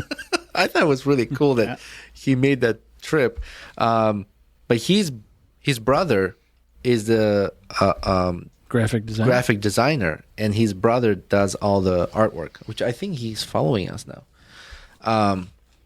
So it will be nice to be able to buy beer from breweries that to you supporting local artists That's cool. and local Yep. beer craft beer. Yeah, and we're in the infancy now. We're sitting here drinking. We came up with this idea for Alcohol of Fame, so now we're kind of like going to develop it. But wherever it goes, we'll kind of just do it. And Yeah. But like, so our thought is year years in business, popularity, social support, right, and good tasting beer. So Awards, like things that you weren't, you get these awards and yeah, like how many times they've been awarded. What about something like Peel's or Milwaukee's Best? Because growing up, like high legacy school, beers. yeah, I mean that's like every teenager trying to get their first beer is. So that could be another class. We'll call that the unsanctioned but underage There you go. drinking category. Gateway, like Peel's, gateway right? beer. Peel's. I remember Peel's. That Yeah. I thought it was Peel's because you had that little fucking tab you had to peel off. I thought that's why it's called Peel's. I've never had one of those. Yeah, because you're still fucking underage. But those weird tabs they used to have, like we can design this any way we want. So yeah, we'll get into it. Appreciate your guys' input, of course, but I'd like to hear more about breweries that you guys went to when you were traveling recently. Okay. You guys had your Buffalo marathon run. Carlos, you went to support him. I'm sure you guys got into some breweries there, and then you recently had a trip to North Carolina. Was it? Was this a brew tour, or were you guys just hitting breweries on a regular vacation? I think like every day we just hit like a different brewery. Yeah. Did you go on vacation for that? Or you guys just went on vacation just to get away and just happen to go to breweries while you're there? Exactly. Yeah, Yeah. I see. Yep. Yeah. Yep. Would you guys call yourself like beer connoisseurs, or would you say you just like big Aficionados? enthusiasts of Enthusiasts right now. Enthusiasts. I think that's Yeah. the best term. yeah. We're trying to get to that next level eventually, but yeah, I think right now we're just enthusiasts. You ever Yeah. hear of these Cicerones? You know what Cicerone is? That's for wine, isn't it? No, it's for beer too. But really? So I can't remember. I told you about it, but you can get the certification to be a Cicerone, like beers and what pairs well with what and all this information. But there's certain levels, and when you're the highest level, I can't remember the exact number, so I apologize. But when you're the highest level, you get the certification, and there's only like 17 in the world that have that accreditation. Like a master Cicerone. Yeah, I can't remember what the We have title a is for. follower. She's a couple Cicerone. followers, yeah. Yeah, and That's she was cool. giving us some like beer facts, and it was interesting. No, it's really cool. And Beers paired together with like better food and yeah, stuff like that. but it's everything. It's more than just the pairing part. It's all of which beer is considered this, which beer is considered that. And A lot of details. It's not like you take a test to get it. It's like you taking a class and you're learning it, and there might be an apprenticeship. It's like a pretty involved thing. I mean, it's really it's important, and it's detailed and certainly not easy to get. Right now, we just drink beer and fuck around and talk to enthusiasts. Right. That's right. So, tell us about some of the breweries you guys went to and what your experience was like there, and what kind of beers you guys had. So the first one we hit was We're gonna start with Buffalo, maybe. Buffalo. Yeah, that's okay. more you. Yeah. So this past year, we went to my girlfriend and I went to Thin Man. Oh. God, we had like 3 or 4 different beers. I can't remember what we had, but they were all solid beers. The ambiance was amazing. It was really cool. And then what else did we hit? Yeah, I know we're kind of putting you on the spot as far as specifically mentioning the beers, but however the overview is, whatever you remember. dog friendly, family friendly. Okay. It was a younger crowd, but it was chill. Yep. Like that's why I love breweries, because they're all like wicked relaxed. And such a fuckload of breweries in Rochester and Buffalo both. They're great. Yep. Great for breweries. Then our favorite that we always hit is Froth. Mm-hmm. So they're big on their milkshake IPAs, and the food there is amazing. Like a lactose IPA. Lake House IPAs, yeah. Ooh, have you had that? They're good. Oh, I don't know. They're kind of like a 1-2. Like you can't sit there and like watch a football game, drinking them. But it's heavy alcohol. Not too heavy. You ever had a lactose sour? Yeah, They almost they're, all are, They're right? kind of like that, yeah. But the food was amazing. They had really great food too. So the whole ambiance and with the food, So, spot on. sorry to interrupt you. Are these food trucks or food that they serve? Food that they serve. Yeah, because a lot of people have food trucks, which are different. Food that they serve. That was probably my favorite one in Buffalo. Is Froth. What did we hit on the way back? What was the name of that? Other half. Oh yeah, we've had Other that. half. We've had that. I beer. love good, Other yeah. Half. Shout out to Other Half. awesome setup. Great beer. Their IPAs, I can maybe do like 2, maybe 3. Like I feel like when I drink Other Half IPA, it doesn't like burn my. Like honestly, like right now, every sip I take, it's like burning my throat. Like do it's this all fucking day. super fucking happy. happy. Interchangeable. So other half got a big outdoor presence, like Yeah. a lot of, and Yeah. we talked about a little bit as off mic, off camera about the family friendly, dog friendly type Exactly. of Yeah. environment. How these kind of breweries are sort of inviting everybody. Yeah. Not just a rowdy sort of sports pub anymore. So I was recently at Myers Creek and just sitting there with our friends and their kids and our son being there, just having a family. Downtown or Casanova? Casanova, having dinner, and then another family showed up from like grandparents to their kids to with their kids. Like it was in 3 generations of family just showed up and just had a big table, and it was nice to see that. And then you had people outside with their dogs. Yeah. It was that mixture there of different age, and the atmosphere was just so nice. We had one of the episodes we talked about this, how breweries are now becoming this family friendly kind of space, right? Like people go there, like you go to Applebee's with your family. You it's a lot like restaurants now, right? You go to a brewery and you support local small business. You support their hard work, their talent, and you enjoy good food. Like food's I didn't good. know smash burgers was a thing. Oh yeah. And now smash, like everywhere I go, first thing on the menu I look, well, every brewery I go to, not everywhere. I look at like, all right, do you have smash burger? No smash burger. All right, well, I'll try this. But if there's a smash burger, I want to try it. So what is this? What is a smash burger? Like, I mean, I get it. It's but, just like, are they all the same? It's just a meat patty that they press down with, and they usually serve thin, right? Yeah. Right, guys? And it's like sometimes it's gonna be like multiple patties. They might do Is 2, there 3 shit a in little. between the patties, like your Yeah, fries in You put between the stuff- yeah, burger? Yeah. Yeah, some people, like I think the one we went Now to and Later. Now and Later. Yeah. It was like That was most- cooked amazing. onions they had on there, And and they make your penis small. No onions. maturity I need to level. reduce mine anyways. Eat extra. So you need to reduce it. But yeah, so smash burgers it's just your traditional Yeah. burger patty, and they just Is it a press mess? it down Like, with am I an biting? iron. It's like, bleh. No. No. It's, yeah, it's not. I've like never had food. one. No. You know. It's No, If you want to have your first one, I would recommend Now and Later. Yeah. He puts out a great Marcus. great smash burger. So and he usually serves when like just past lunchtime, because sometimes Yeah. we've gone and he wasn't ready yet. probably around 2 p.m. Yeah. Yeah, Probably the we best start time. from Yeah. like 2. Yeah, and they're Deal, that's where I'll go then. amazing. Yeah. Yeah. That's in Tip Hill. Yep. To those who don't know where they are, The old Brillbecks. Yeah. Just the tip hill. just the Tip Hill. So, North Carolina trip. Did you guys both go to breweries? Yeah, we all went. My girlfriend, his wife, his son, we all went. It was the first one I hit was what's the name of it? Good hops. Good Hops. Yeah. So I walk in there. I'm wearing a Utica Club T-shirt, supporting my one of my favorite. Was it Craig's? beers. And right off the bat, like some guy, he's like, "Oh my god, is that Utica Club?" I'm like, "Yeah, I'm from New York, Utica Club." He's like, "Man, it's a great beer. I like that place." So that's the cool thing about breweries. Like you go in there, and people like start a conversation. You don't hear people talking shit about other breweries. You know? They don't. Right, They right. don't. Yeah, they don't. There's not a lot of shit talking in general. It's like people just want to like talk about good beers Sure. and where you're from. But there's honesty there. There's, honesty. Yeah, Yeah, exactly. You won't talk shit, but you just won't say anything if it's bad. exactly. I mean, I get it.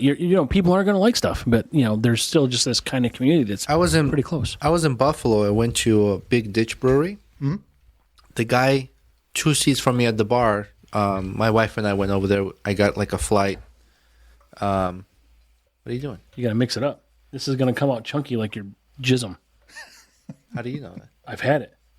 You've had my jism? Yeah. Those are ways caressing in Your the chunk. You palm. you just got to stir it. You got to stir it good. This is art. Really? Yeah. All right. I'm gonna be drinking that. I've had that, so you have to stir it up. Okay.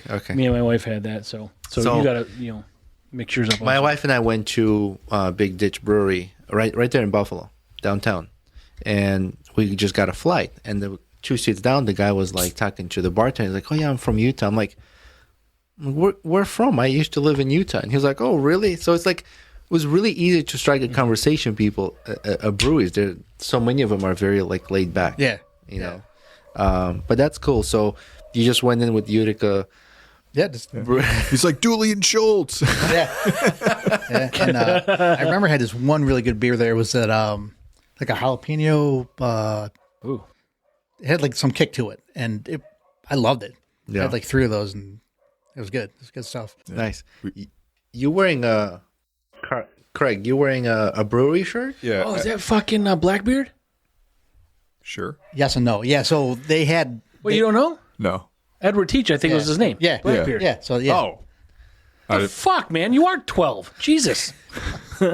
No, he's not. Hold on. We ID'd him. He's old enough to drink. So the other T-shirt that they had He does there need a dick reduction, so. was the actual the patch that you see in a lot of the hats with like a skeleton. And Yeah, okay. Yeah, the fort. Where's that place at? This is in North Carolina, in downtown Wilmington. Okay, I said sure. pretty much like every day we went to a brewery, but I would probably say they had one of my favorite beer. I don't remember what I had there, but I was like, oh man, this is really good beer. And then the place we went to right afterwards, I had really good beers too. But the atmosphere here was super cool because you like walk in, they had like, it was like a 2-level, and then they had outdoor seating, but then the top level was like at this nice like little loft area that you could just go and hang out. You could see down into like the brewery area, and you're just like, wow, this is awesome. It was a really cool. It was on the off beaten path too, which was nice. Yeah, it's important as off-beat and not beaten off path. But they really do a good job with these things because, you're going to have outdoor seating. People want, up here we have a small window to enjoy outdoor seating. Yeah. But, even inside, if it's cozy enough, warm enough, you have a fireplace, you can enjoy these things. Like that's what you got to do for business nowadays because it's just, it's so, people like, I think we talked about this earlier, people like the Four Seasons, and it's to me, you get older, it's a little more shittier. The 4th season, just complete shit. And the 3rd season, like, it's getting shitty. I want the 2 seasons right now. So, but it's nice to be able to go to these places that have multiple I think applications. people up here, though, they stretch it as far as they can. I mean, we have those heating lamps you can stand under. We get to the point where we're like, fuck, I can't feel my fingers anymore. Mm-hmm. That's the limit. We go inside. But we'll do it. We'll do it. Yeah. That's our culture. Did that pour out lumpy or no? A little lumpy. It's okay. Not too bad. You guys, I'm going to open up this next thing here. So you didn't say what that's going to be. All right. So I want to know before we continue with the ones we're opening here, what was your guys' thought on the previous beer? Was it Haze by the Bell? Haze by the Bell. I definitely love the hoppiness to it, but I noticed like the scent, like when I opened it up, it has a great smell to it. Yeah. That's my thing. Like I'll smell before I drink it. I like the smell. I think you should smell it before you drink exactly. it. That's one thing I just started doing is like smelling the beer a little bit. Trying to get the aroma. So Carlos, do you ever like smell the beer and then you take a sip, and did you ever feel like the taste was different than what the smell was? Yeah. I find that sometimes like on some beers, It smells like eggs, tastes like bacon. sure. You're supposed to have different glasses too, because different glasses release different aromas. I read about that, like these tulip glasses. Yeah. And That's why we're amateurs. We had we're on a budget. we had one of the beers that had mango in it. Mango's good. It said mango in it and another fruit. guava. And then we poured, and I took a smell. You could kind of smell mango, but when you take a sip, I almost couldn't taste the mango. Then we had another beer that was mango. And as soon as I popped the can open, it was like mango punch in your face. And the taste was like I'm drinking mango flavored beer. So some, I think, have the right balance. And some are it's too really much. rich and good. And some just, they mention the fruit. Maybe there's enough portion in it, like to get the taste. Like it's not properly balanced. That's why I was curious. Does the smell often matches the taste? Because sometimes it smells one way, but then you taste it, it's like, I smell that fruit, or I smelled that flavor, that citrus, but I don't taste as much of it. Yeah, this one was definitely good aroma, and then it matched. Yeah, it wasn't overpowering. It was good beer. It just, for me, it just looks different. I mean, it doesn't really matter. I mean, whatever they're doing is fine. But I mean, me and you both noticed that it's kind of not what we're used to. But not. What was your thought, Craig? On I enjoyed this a lot. Like it's not like an IPA. I enjoyed it a lot. I'd probably be close to a 4 for me on this one. Whereas the other one I was kind of like that 3.5-ish. This one would be kind of really teetering towards that 4. It was good. It was kind of heavy though, because you could, it was thick. yeah, Yep. yeah. But I enjoyed it. Yep. What about you? Did you have a grade? Did you grade? You said.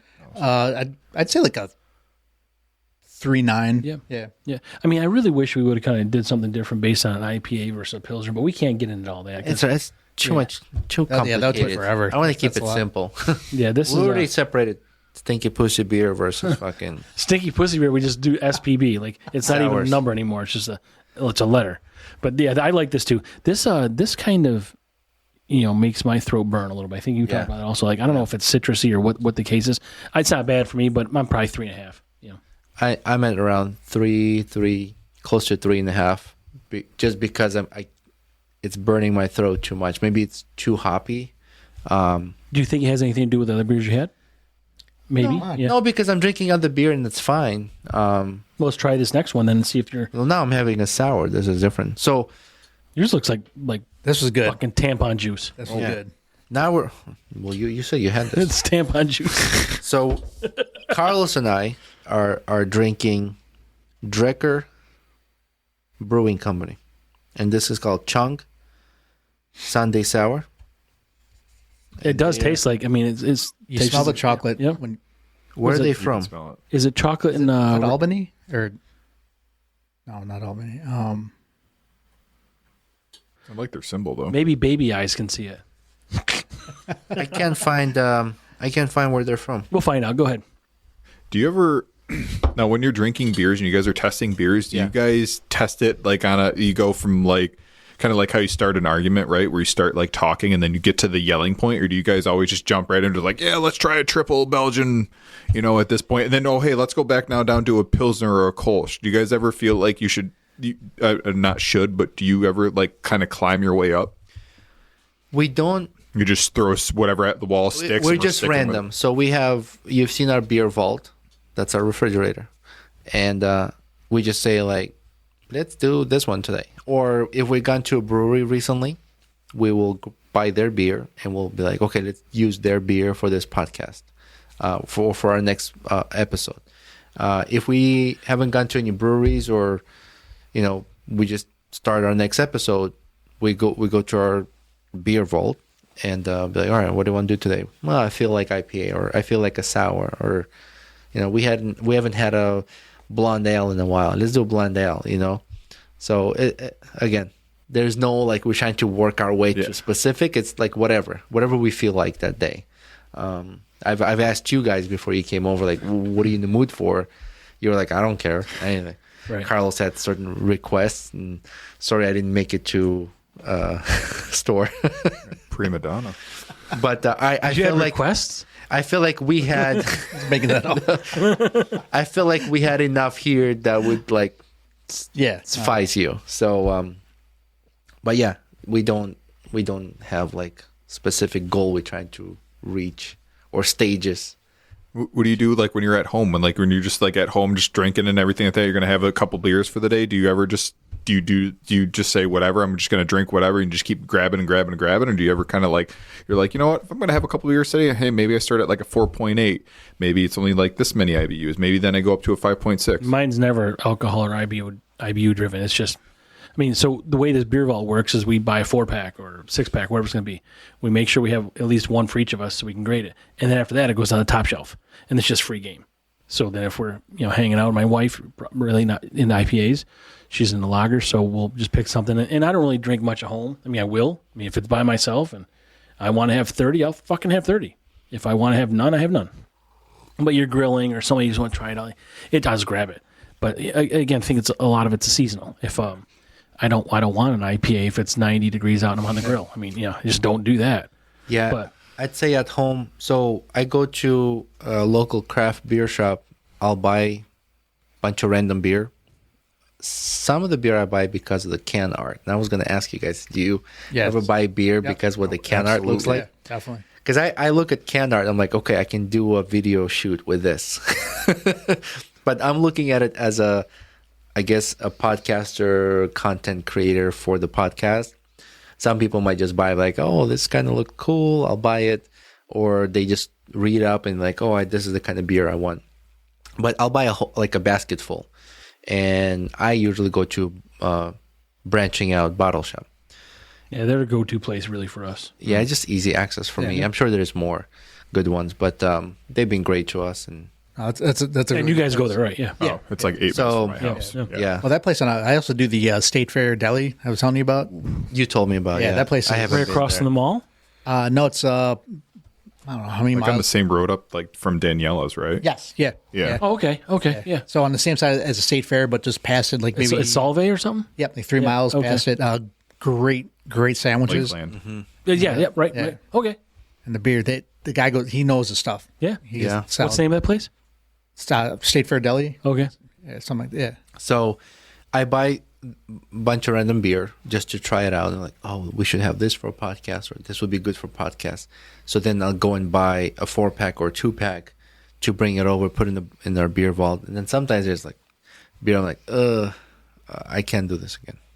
You know, like, that's not. They I'm don't not make it to even. the beer vault because I don't know if I'm not bringing this to the beer vault. I'm know- not bringing this to the podcast. And there are some beers. Do you keep like a list too of what you've had so you don't repeat it? It's recorded. That's it. Oh. This is the only thing. Like, you I know, mean, yeah, like we record what we reviewed, but as far as beers I did not like, there were maybe 2. I think you remember the fuck knows. Yeah. Yeah. I mean, Yeah, they got they- their own little category. We can Like put an that. ex-girlfriend. Yeah, we can put that in the Alcohol of Fame. The fuck no beers. They scar you for life. Yeah, We'll yeah. put that shelf for display on the bottom. Right. We'll turn the label around. So Carlos and I drinking this stuff here, the sours, and then you and Craig are drinking Yes. what? So we're drinking these. It's called Cucumber Blessings from Millhouse Brewing. This is a 5.2%, little lighter, but I think your beer is from North Dakota. Oh, North Dakota? So you ever watch it's Fargo, the movie Fargo? Yep. I think that's where these guys are from. Okay. So in a general sort of way, There's no alcohol percentage on this. it's because it's vagina proof, I think. It's coming out of it. But so we were talking about these craft beers just to get into it slightly. It's the other benefit to these things is that you can go pick them out. Yeah. You can, so they get those little whatever those caps or whatever Little those, 4-pack little caps. yeah, what are they called? The holders. Yeah. So you can go pick out 4 or 6 or different. I mean, in like you go buy a 12-pack or 6-pack. Yeah, or something sometimes I stuck take with. one of each. Yeah, exactly. I'll yeah. buy And it that's perfect. one. Yep. Yeah. It's better than buying like an entire 6-pack and you're like, I don't You're like right. this. And if you try only one and you don't like one, then you only waste one. You know, Right. so it's a really good marketing strategy. But we also talk about how we want to have a collaboration with someone. So we talked to the owner of Young at Heart Brewery, and we're like, "Have you ever done collaboration with someone?" And he said, "Actually, I've done it with the podcast." And what he's done is like they came over, and they did a lot of work. He just told them what to do. He monitored. He knew when to make sure it was ready, but they did all the heavy lifting.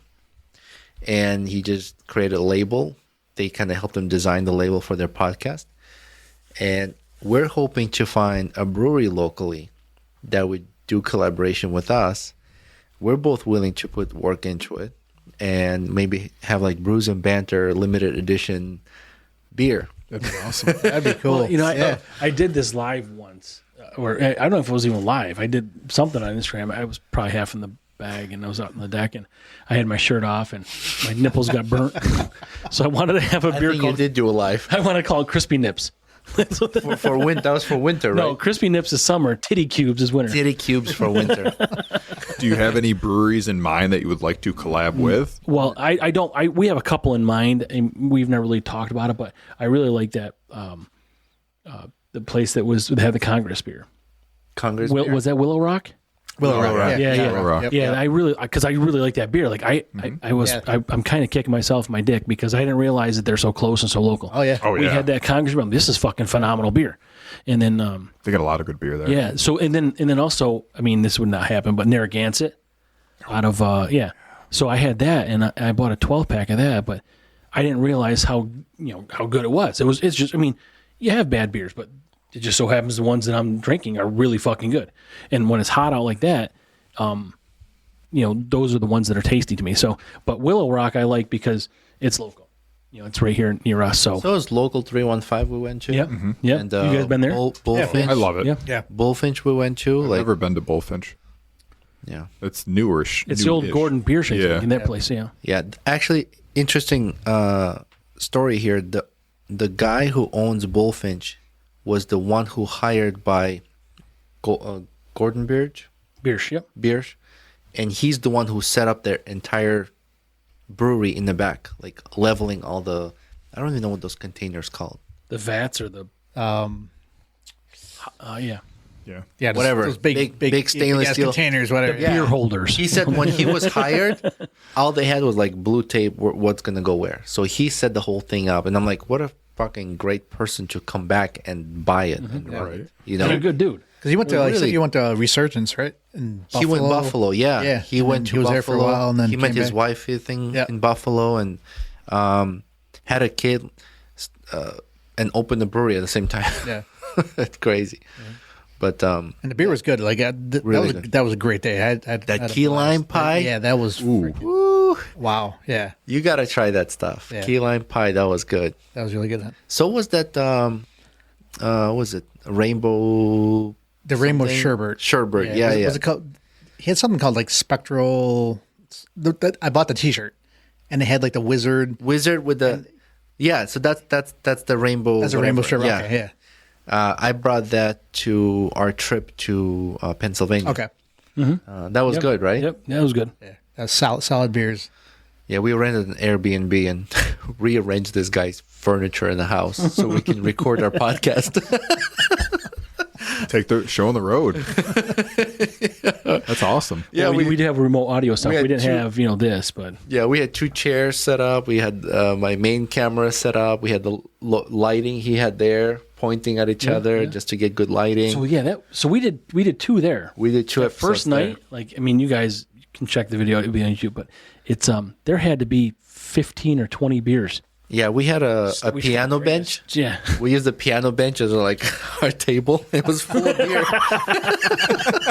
And it just kept filling up, and then that was a good one. Yeah. Is that when we did the live afterwards? Yeah, I think we even did we're now in the bag, not even half in the bag. We're all in the bag, and we're doing some live. Just we routinely just jump on and do these Instagram lives, and people can just kind of join us. Like you can the way Instagram works, you can invite people. Hey, I'm going to do a live. You want to join? But I typically just get on and see who wants to join us. Sometimes it's just me talking to myself, or sometimes it's us, and some people just join in, jump out, and there's comments, and Oh, okay, that's cool. it's just same thing we're talking about. People there's a lot of people on in this industry that are just willing to share their information and Really cool. other fucked up stuff. Yeah, really cool community, guys. If you're on social media, on Instagram especially, I believe, a lot of beer enthusiasts like yourselves are on there, and they're all supportive of each other. And I even see people with high volume of followers, they'll have 20,000 followers or whatever, and they'll post stupid shit with beer, and they can tell they don't really mean it. It's just they're trying to get into this niche to get the likes They're and not followers. genuine, yeah. They're not genuine, thank you. And they'll have very little likes. And then we post something and people know where we started, or what our background is and how we're working towards this. And they're super supportive, and we really. Well, we're just organic. appreciate Same with it. you guys. We're not. We're just here. Yeah. There's no Yeah, we're not here to monetary bullshit advantage here. anybody. Yeah.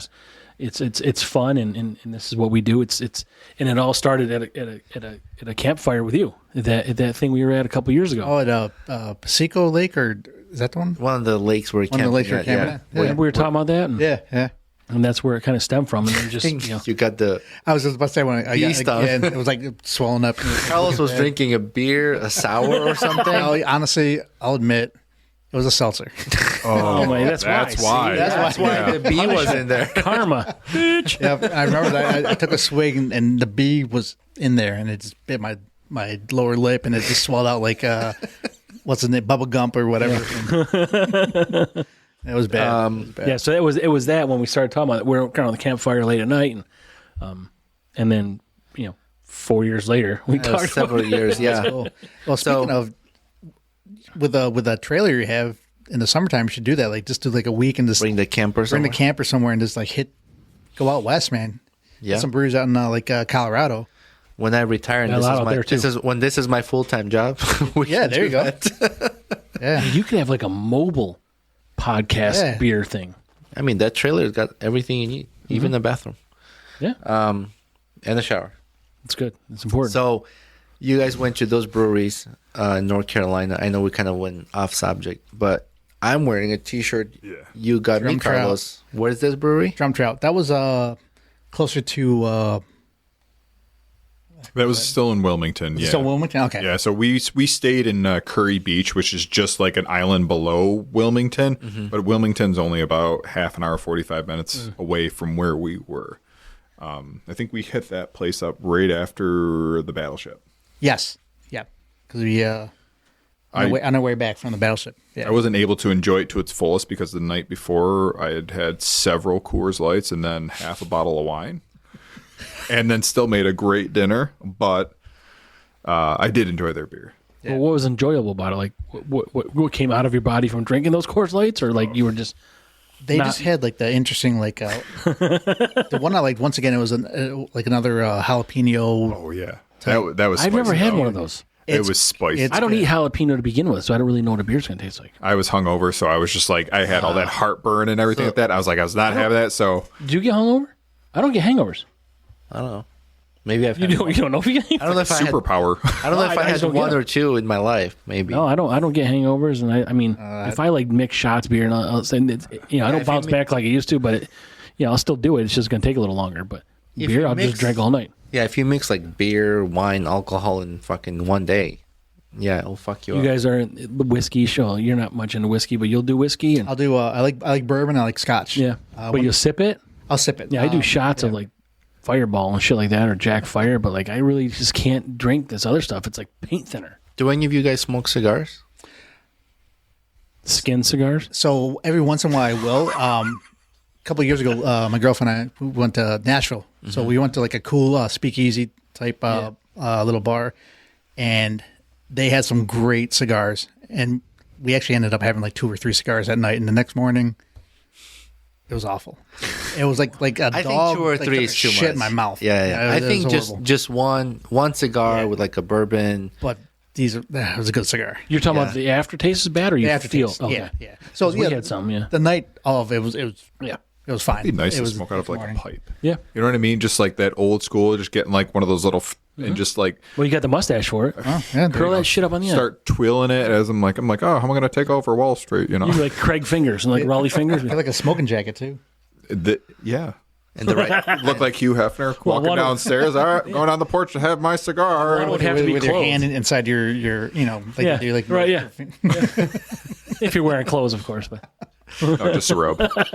Well, I brought some cigars to Pennsylvania, and I do have cigars with beer sometimes. I think, You enjoy it then? yeah, it just has Are to they be. like heavy cigars, or are they like kind of more like your mild, lighter ones? I like cigars that have a soothing flavor.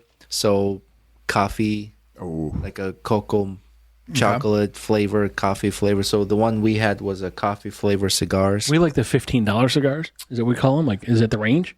I mean, that's what they cost, but I don't think there's a range. I don't, because you bought them. I just don't do it. Like, I've had 2 cigars in my life. I think the most expensive cigar I had was like $40. Yeah, I like them. But I can't say it was like, oh, it was so good. You know what I mean? The one we had was good in Pennsylvania. Those were, those were good. But those were like coffee flavor. So Craig's being judgy. Look, he's side eyeing the fuck out of you right now. Like, I think actually he's got that look like I'm curious. no, he's gonna be like, I'm So- curious why you do that. You fuck. Tell us something different.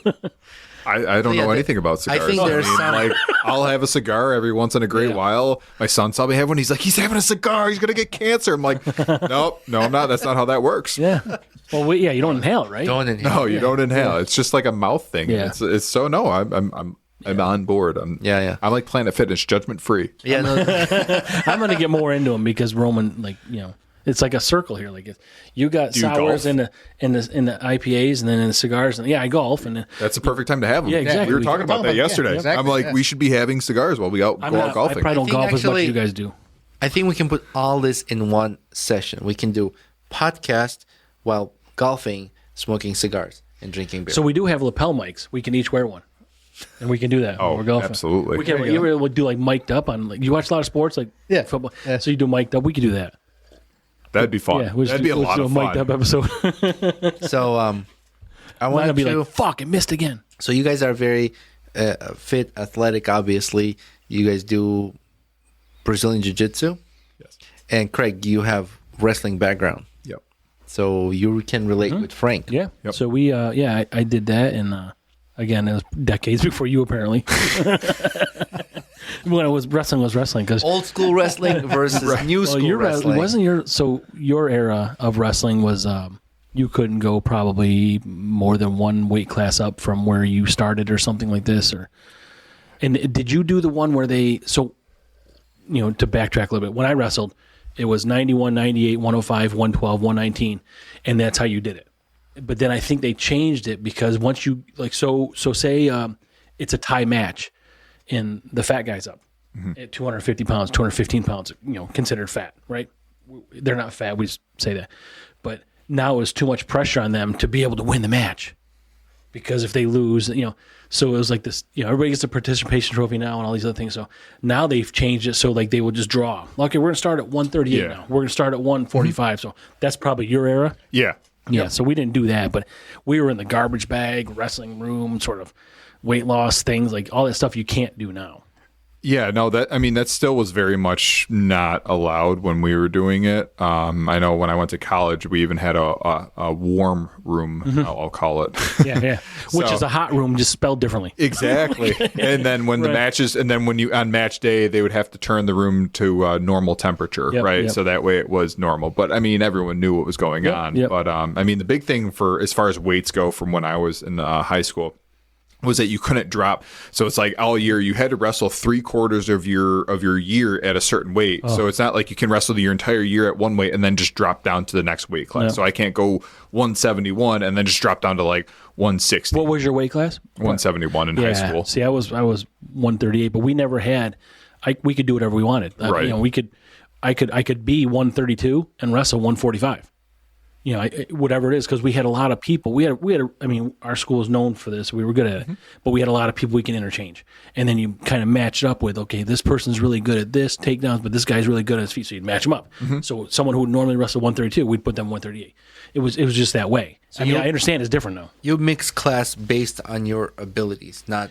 Well, we were able to because we had a great Pee Wee program, which you guys did. I know your head coach. Yeah. We had a great Pee Wee program that started, when you're 5 years old. I wrestled for 24, 26 years, something like that. Which is all these kind of joint issues. Not the joint you're talking about. Why you lick your lips when I say that? Don't lick your lips when I say that. I didn't lick anything. I saw it. Oh, okay. If you didn't do it. I think you imagined. But that's what happened. So we were able to interchange people like this, and it's not the way you can do it now. Yeah. No, in college we even got in preseason. You had to hydration test. Yeah. So that way they were like, yep, you can only go down to this weight class and everything like that. I remember my coach, I want to say it was my junior or my senior year, got like pissed at me because I was like this far off from like being able to drop down because I wrestled in high school 171, in college I was 174. So I never really grew all that much. I never allowed my body to grow. And he was like pissed because I couldn't drop down to 165 because I was just like a tenth off. And because of that height. You see, we never had. He's like, you could have made weight, and I'm like, yeah, and then I was like, I looked disgusting when I was already like cutting down weight as is. I'm like, was that the only sport you did? So pretty much all throughout high school, I did football, wrestling, track, soccer. College, I just wrestled. Then I got out of college. Took me a little while to find something. I found jiu-jitsu. So I've been doing jiu-jitsu pretty much for going on 11 years now. And then, kind of in the interim, I found running in there. Well, you had to do a lot of running probably for wrestling, or no? Yeah. It wasn't fun running, though. Yeah, no, exactly. It's just conditioning for 6 minutes of wrestling, Yep. Yeah, so all you guys are into martial arts. I'm not. But you guys kind of have all that connection, right? Well, you got, wrestling. Carlos and I met through school. We studied Kali together. That's a Filipino martial art. Not a competitive martial art, actually. It's more of like a survival, I would say, right? Yeah, a lot of like street application, very military. Military does a lot of like hand-to-hand stuff. Yeah, because it's knife based. Is it like that? Oh, okay. Okay. Is what? What is it called? Kali. So if you're the way I describe it, if you ever watch the Jason Bourne movies, So all that quick what he uses with the hand Kali's trapping, used heavily. a lot of hand shit. hand trapping. Yeah. Okay. So Good movies, by the way. Yeah, it's like to survive, basically. It's not like a competitive sport. It's how do I gouge your eyeball out? How do I cut your artery so you bleed and die fucking within seconds, right? So it's essentials. To put it G-rated. It's an empty hand. That's what this show is, G-rated. No, it's a made for kids. It's empty hand, which transitions to weapon. So it could be knife, could be palm stick, could be the 36-inch sticks, right? Yeah, the gully. rattan, the bamboo sticks, and up the to staffs. like spears and swords. swords. They use axes. I mean, it's so you learn an empty hand technique, and when you put a weapon in your hand, it all just relates. It transitions from different weapons, and it's a smooth transition. It's not like, oh, I've learned empty hand to do this.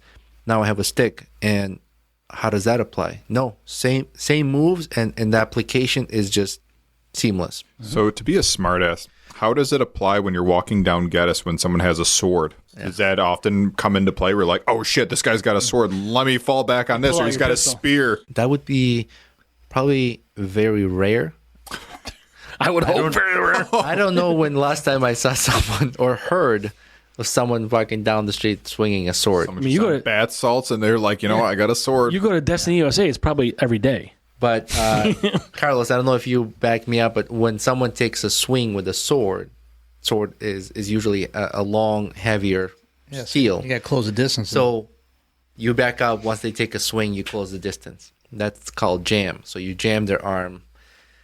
It's like a rifle and a handgun, right? So a rifle, whatever that muzzle is pointing, that's where you're going to shoot. So to point that somewhere, it takes a lot of effort to swing around. Where with the pistol being a shorter barrel, it's easy to point in the wrong direction or where you want it to point, right? So same with the sword. It's a long tool. So once you take that swing, you got to come back with it. Long So tool. if you get the right range, then you jam the back swing. Then you go from there. There's techniques. It's the same thing with a missed punch, right? I mean, someone's missing. Once you've missed, you can't pull back right away. Exactly. So you Like a close that haymaker. distance. Yeah. Yeah, like a haymaker. You have to close the distance. And that's why in martial arts, striking martial arts, it's always taught, don't follow through with your weight when you're punching. You learn to gauge your distance, pull back. Tyson did that. Tyson used he Like jabs. Short, yep. Yep. Jabs, right? Jabs are quick. They impact, you gauge the distance, impact back, right? You don't punch and you go follow through with it. That's a wrong move. So someone facing me on the street with a sword, if they ask for something, I would just give it to them. It's not worth it. If they How about a want blowjob? if they want to come after me, You're just gonna give it to him. valuable. Something valuable. They're after my money. But isn't that always like in self-defense classes, as many as I've taken or taught, you give them, most of the time they want valuables, right? They don't attack you for blowjobs. They attack you they want your money, jewelry. Just give it to them. But how about those people you think? How do you know those people that want something from you, but they're gonna assault you anyway? Well, How is there a way? Like, I mean, are you trained to know body language wise how someone's gonna violently? Well, that's injure the second stage. So if they ask you for a wallet or jewelry or ring, you normally throw it? toss it one direction and you run the other I direction. see, yeah. They're still coming after you. That's That's I burped mid. That was a burp word. You got. That's a different. Now you're like, okay, well now I got to defend myself. Yep. Now the game has changed. So I hope that answers your sword. But for it would probably be more if I would have said someone comes at you with like a bat, right? It's similar. Bat would make more sense than like a sword. Well, if you're down on like similar. Geddes or Same, Fayette, you yeah. know. Bat is not an easy tool to swing. So you got to swing. Right. And the tip of the tool is where the power, the mass calculates, right? Once you take that swing, all that knock weight- it off, Carlos. Knock it off. He's The getting tip of the tool. excited. He said the tip of the tool. Yeah, just the tip. No, But it's the same. yeah. It's the same. The range of the tool. So you gauge it. You step away, like a knife fight. If I ever had to defend my life against someone with a knife, I expect to get cut. There's no avoiding. Just don't get cut in the wrong spot for sure, right? Exactly. Right. Just protect the vital parts of your body, right? So I'm okay with getting cut. It's just the attacker's opportunity to survive will be less, because if I know what I'm doing and the attacker doesn't know what they're doing. And typically they won't. These attackers aren't taking martial art classes and like trying to go assault people. They're Just trying to survive a some day. piece of shit trying Living to be under the bridge. Right. Yeah.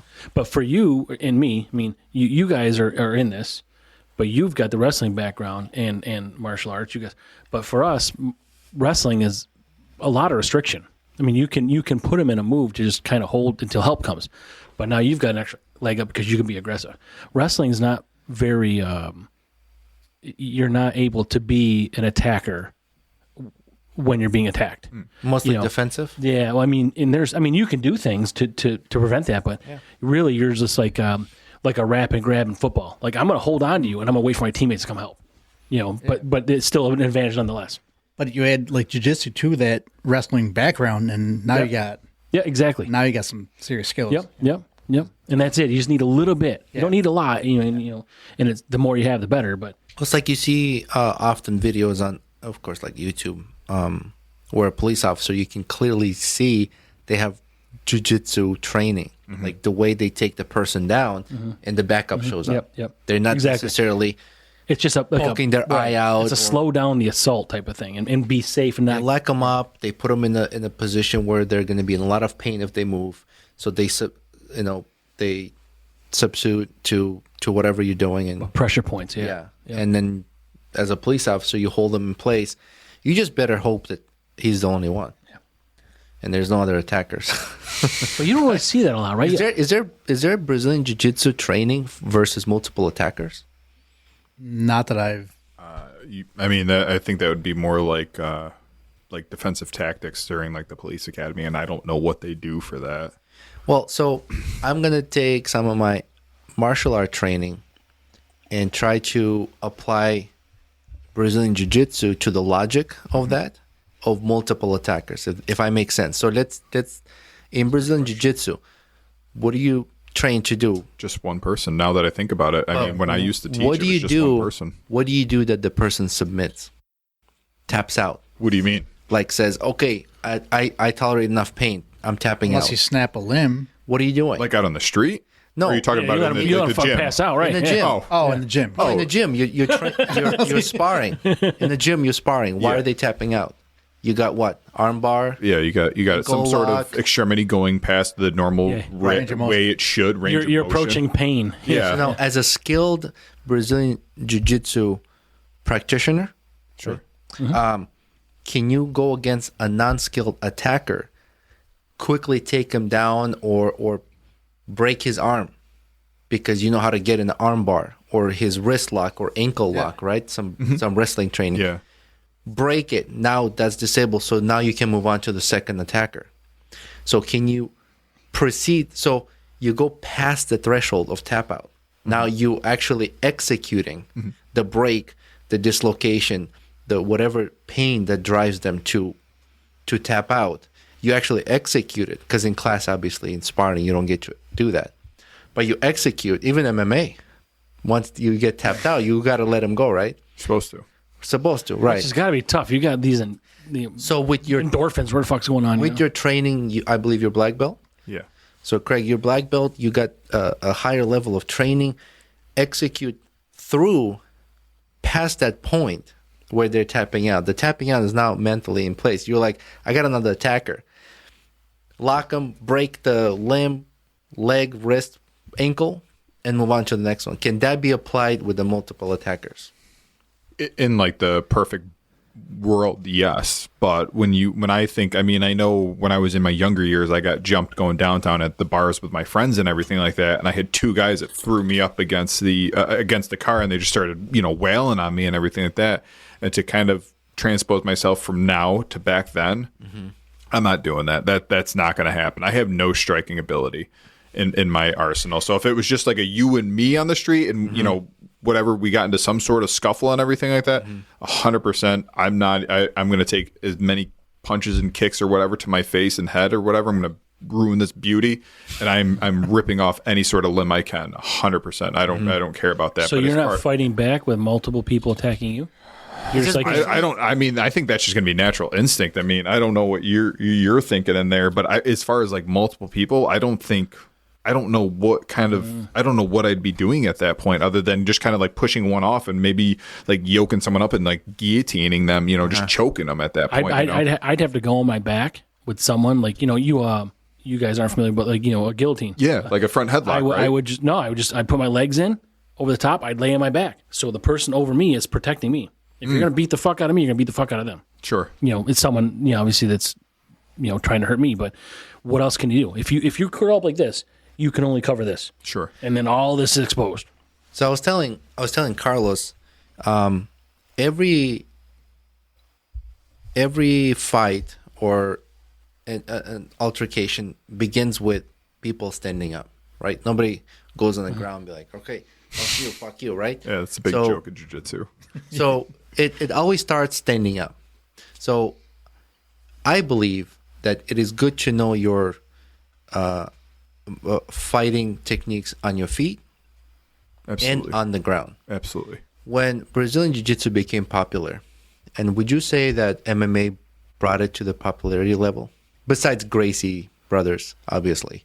I would say yes, but I'm not that versed in MMA, but I would say only more in like the recent years, whatever you want to call recent, 5 to 10 years, that it's becoming more popular. And I think if you look back, I mean, if I wanted to really categorize it, and probably some of my other friends could make a better comment on this, but like the Ultimate Fighter, when you got those guys in there, there's like this one guy that sticks out, Ryan Hall, that's just going to roll up on you and just going to ankle lock you and just rip your Achilles off and to pretty much rip off every leg. Now you're immobile. Yeah, you got your BJ Penn. You got those people. Like that's when jiu-jitsu, I think, became popularized and everything like that. And I think I almost think that people got like a misconception about jiu-jitsu because I forgot who I was talking to. They're like, oh yeah, I can't do jiu-jitsu because I'm going to get pissed off, and then it's going to be it's just going to be bad news if I get all pissed off. I'm like, yeah, that's not going to be bad news for me. It's going to be bad news for you. So you want to be all spazzy and get pissed at me and everything like that. Like, understand that I'm probably going to have whatever appendage I want or whatever carotid I want,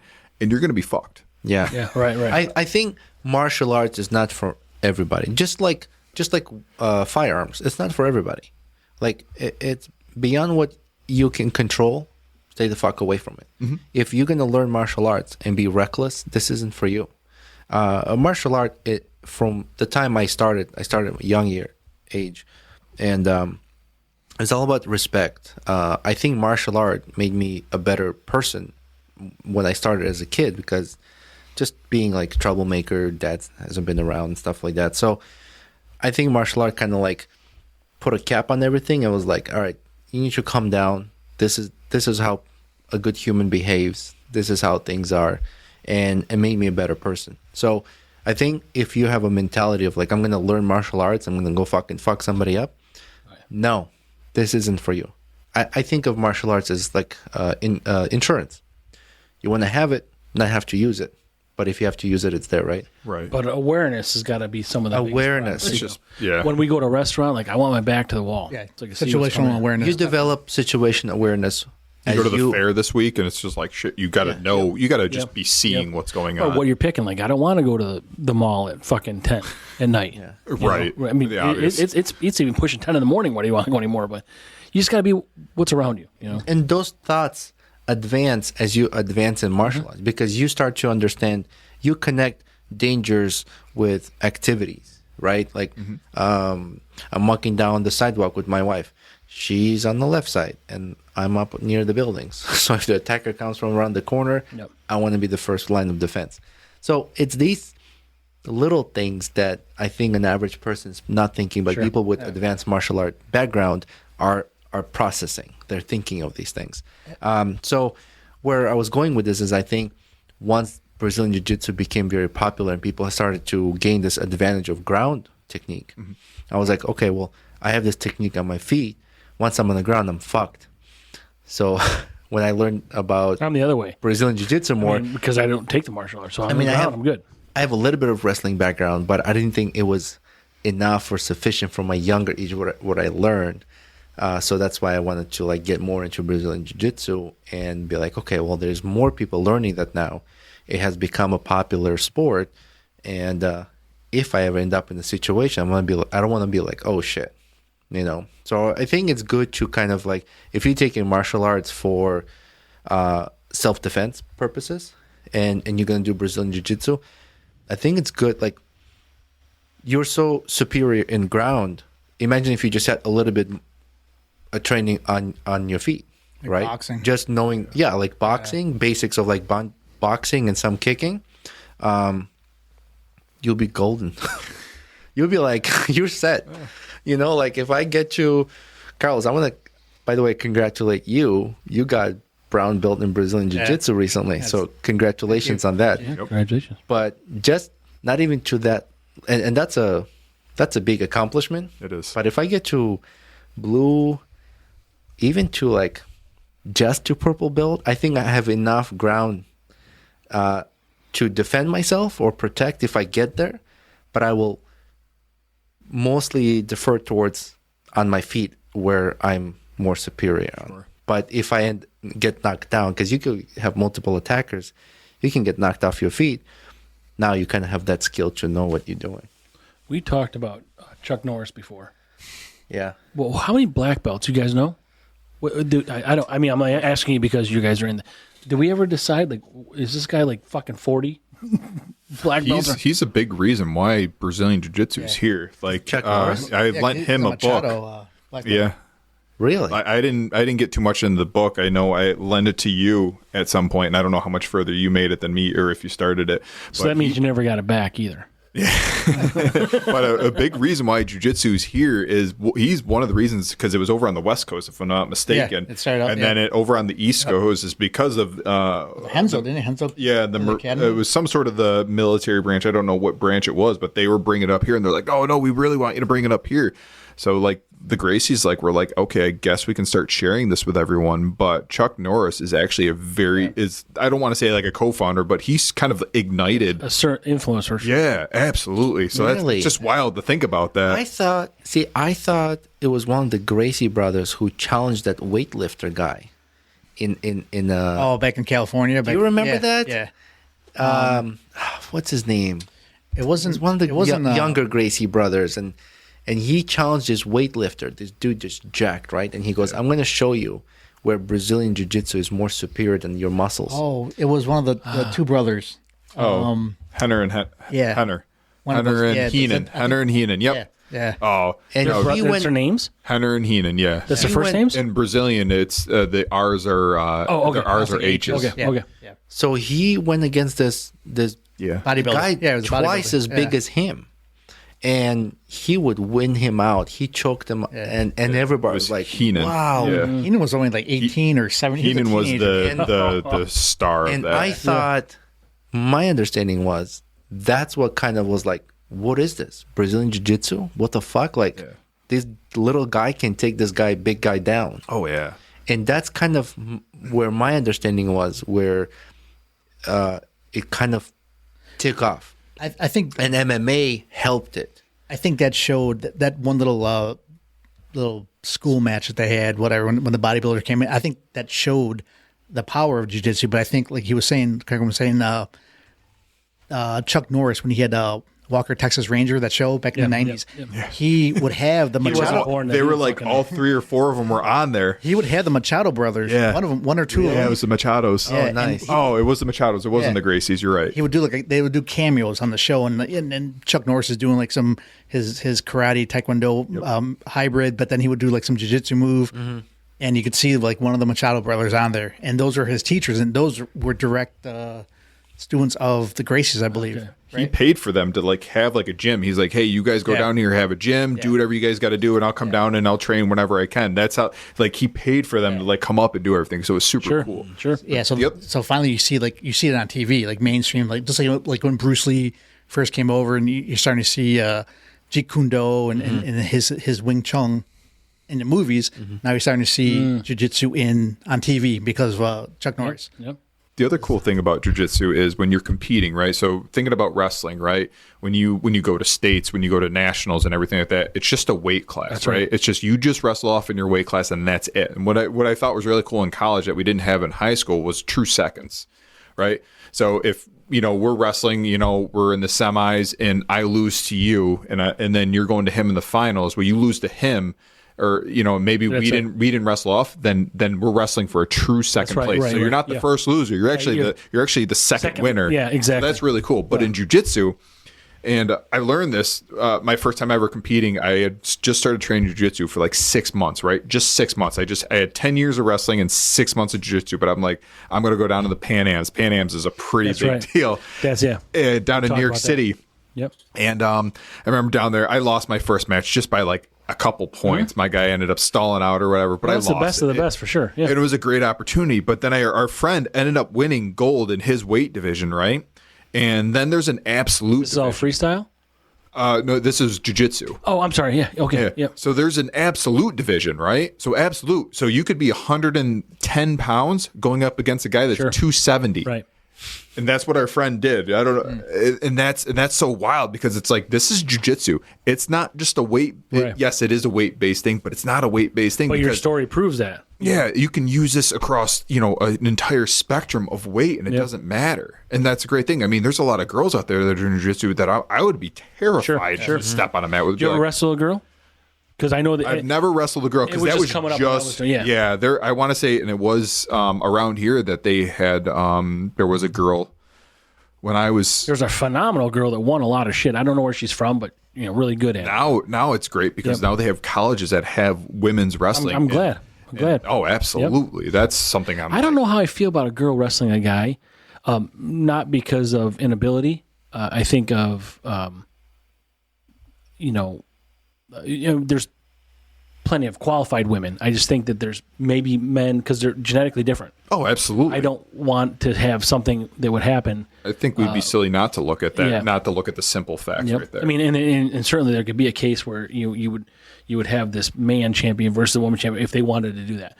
But I don't know that it should be man against women, and it's nothing sexist. I just don't know about genetically how that would work.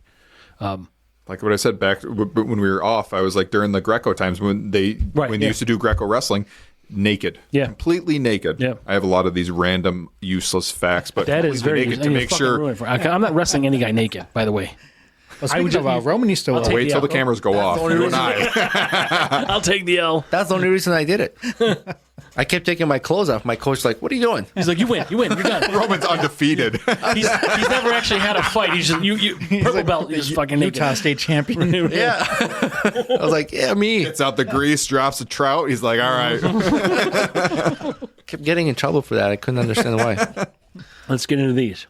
You got your Drecker I'm out of your Drecker chunk out of North Dakota. What do you think, Carlos? I love it. So Super chocolatey, right, Carlos? the first thing I did, I smelled like all the beers. You get the chocolate, a great chocolate, like a strong chocolate smell, and then the raspberry. I think it complements it. It's not overpowering. It's just like a perfect combination. It's like you get those licorice chocolate candy with like raspberry cherry flavor inside. Yeah, that's kind of exactly. Like a dark chocolate cherry filled candy. Yeah. But it is a thicker beer, so it's one of those ones where one is depending good. on the if it's hot, maybe more so like fall time. What do they call these things? Like dessert beers? You know? Yeah. Right? When I first poured it, I was like, "That's dessert." Yeah, but look at this. Look at the can art versus the actual liquid in the glass. Yeah, it's like how perfect is that? Yeah, definitely. Yeah, it's like a I don't know if this pussy fighting through chocolate pouring down, or Maybe it's pussy next to the butthole, and that's the chocolate. or pussy crawling out of a butthole. Did you hear that joke I told you about the mafia and eating pussy? No. What does being in the mafia and and eating pussy have in common? One slip of the tongue and you're in deep shit. Maybe that's what this can is. So, But I like that. I've had it before. Tastes So good. yes, yeah. Tastes good. that's what do you think, Carlos? What would you score this? Is this a sour? It is sour. All right, so this is Which is weird because it doesn't taste sour, right? it doesn't no. I would give it a 4.5. Yeah. That's coming from the sour kind of sour. I like it a lot. He's the sour kind of sour. I like Drecker sour. too. So Al Wander and Manly's, they have Drecker a lot. What's it called? Oh, really? Drecker. no. What's the brewery? Oh, Al Wander. Oh, I never heard of them. I've been trying to get Roman to go there. They just open like this weird hour where Yeah, I gotta yeah. be there picking up my son. Or I've only went there once with him, and it's not much of a brewery. Is it like a tap house and food? Yes. Mm-hmm. And Great great pizza. pizza. though. Great Pizza's there. pizza. Oh yeah. Amazing. Yeah. So oh, so they on tap will have like local breweries. yeah. So the owners, they try to go, like stay around New York and Sure. get New York beers out there, and they do a really good job. They're constantly changing out what they have, and their pizzas are really good. You think they use like one of these uni ovens or like, what's a flame? What's the thing called? Brick oven. Cost of- Brick oven. Yeah. Oh yeah. Brick Yeah, oven. it's I mean, it's right there. You walk in there, you see the bar, then you see the actual oven. Where's this at? What city? So Manly's. So Okay, okay. on 173, like you're going towards FM High School. Sure. It'll be on your left hand side. Yeah. And then up maybe like a mile away, you have a single cut. Oh yeah. Yeah. Right. It's a cool Okay. little small I know where you are. brewery, yeah. So it's a cool area. I'll try to make time so we Yeah, can check it out. We can go Yeah. there. Yeah. Yeah. It just always falls into that that time Yeah, They do where have those weird times. yeah, it's the like staff is 4:00 or like they open at 4 or something. 4 to 8 on the second Tuesday of the third month. Yeah, so Oh sure. Let me it has to be a full moon. I don't know. retrograde Jupiter. Yeah, we can help you with the full moon. Yeah, but like the bartenders they're all cool. Yeah. They know their beers. You know, you ask them what they have, like, and they'll ask you what you like, and then they'll bring something out that is comparable. It's All right, that's a goal. We got to do that. yeah, definitely. Yeah. Sure. What about your guys' beer? So yeah, we got the cucumber blessings from who was it, Millhouse Brewing, right? Yep. So and so we talk about the aroma. You can smell it. It smells like cucumber yeah. water to me. I mean, it really It's delicious though. it is delicious, and I think to me, like if you were to have have a juicer or something, and you grind up cucumbers, Yes. this is what it tastes like. Exactly. It's just got a little bit of alcohol in it, and it's perfect for me. I like it. refreshing. This is a good hot weather beer. I actually, when we were down in North Carolina, we went to this brewery called Ironclad, and they had a cucumber beer, and I'm like, oh, cool, and it's like 80 plus degrees down there, and it was a perfect beer for like that's a it. hot day. I could probably have a couple of these. Yep. Have you ever had like a summer hot day refreshing drink where they do like water with lemon and slice of cucumber? Yeah, that's what. Yeah, That's what it is. Yeah. Okay. Yeah, because you can't really taste the alcohol. It's there. It's Yeah, fine. exactly. But I like it. It's light colored and they tell you what temperature to have it at. Yeah. Serve the temperature. They give you like a whole instruction list on here. It's like 38 to IKEA, 42. IKEA. Jesus Christ. there's instructions with this, but no, I like it. This for me is a 4 for sure. Yeah, Yep. I'm a solid 4. Yep. 4. So guys, I think let's wrap this up now and then make an effort to check out some breweries and come back and do this again. Yeah, definitely. Yeah, absolutely. Did you guys have a good time? Yeah, Absolutely. had a great time. Yeah. Yeah, I think I enjoyed it.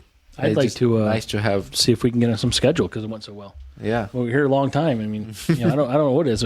Maybe we do an audio. just over or 2 hours. maybe we do a remote thing. Yeah, Some breweries. yeah, we'll do some events, Yeah. and if I not park my camper somewhere, we'll take my camper out. There's enough. It can sleep 10 people.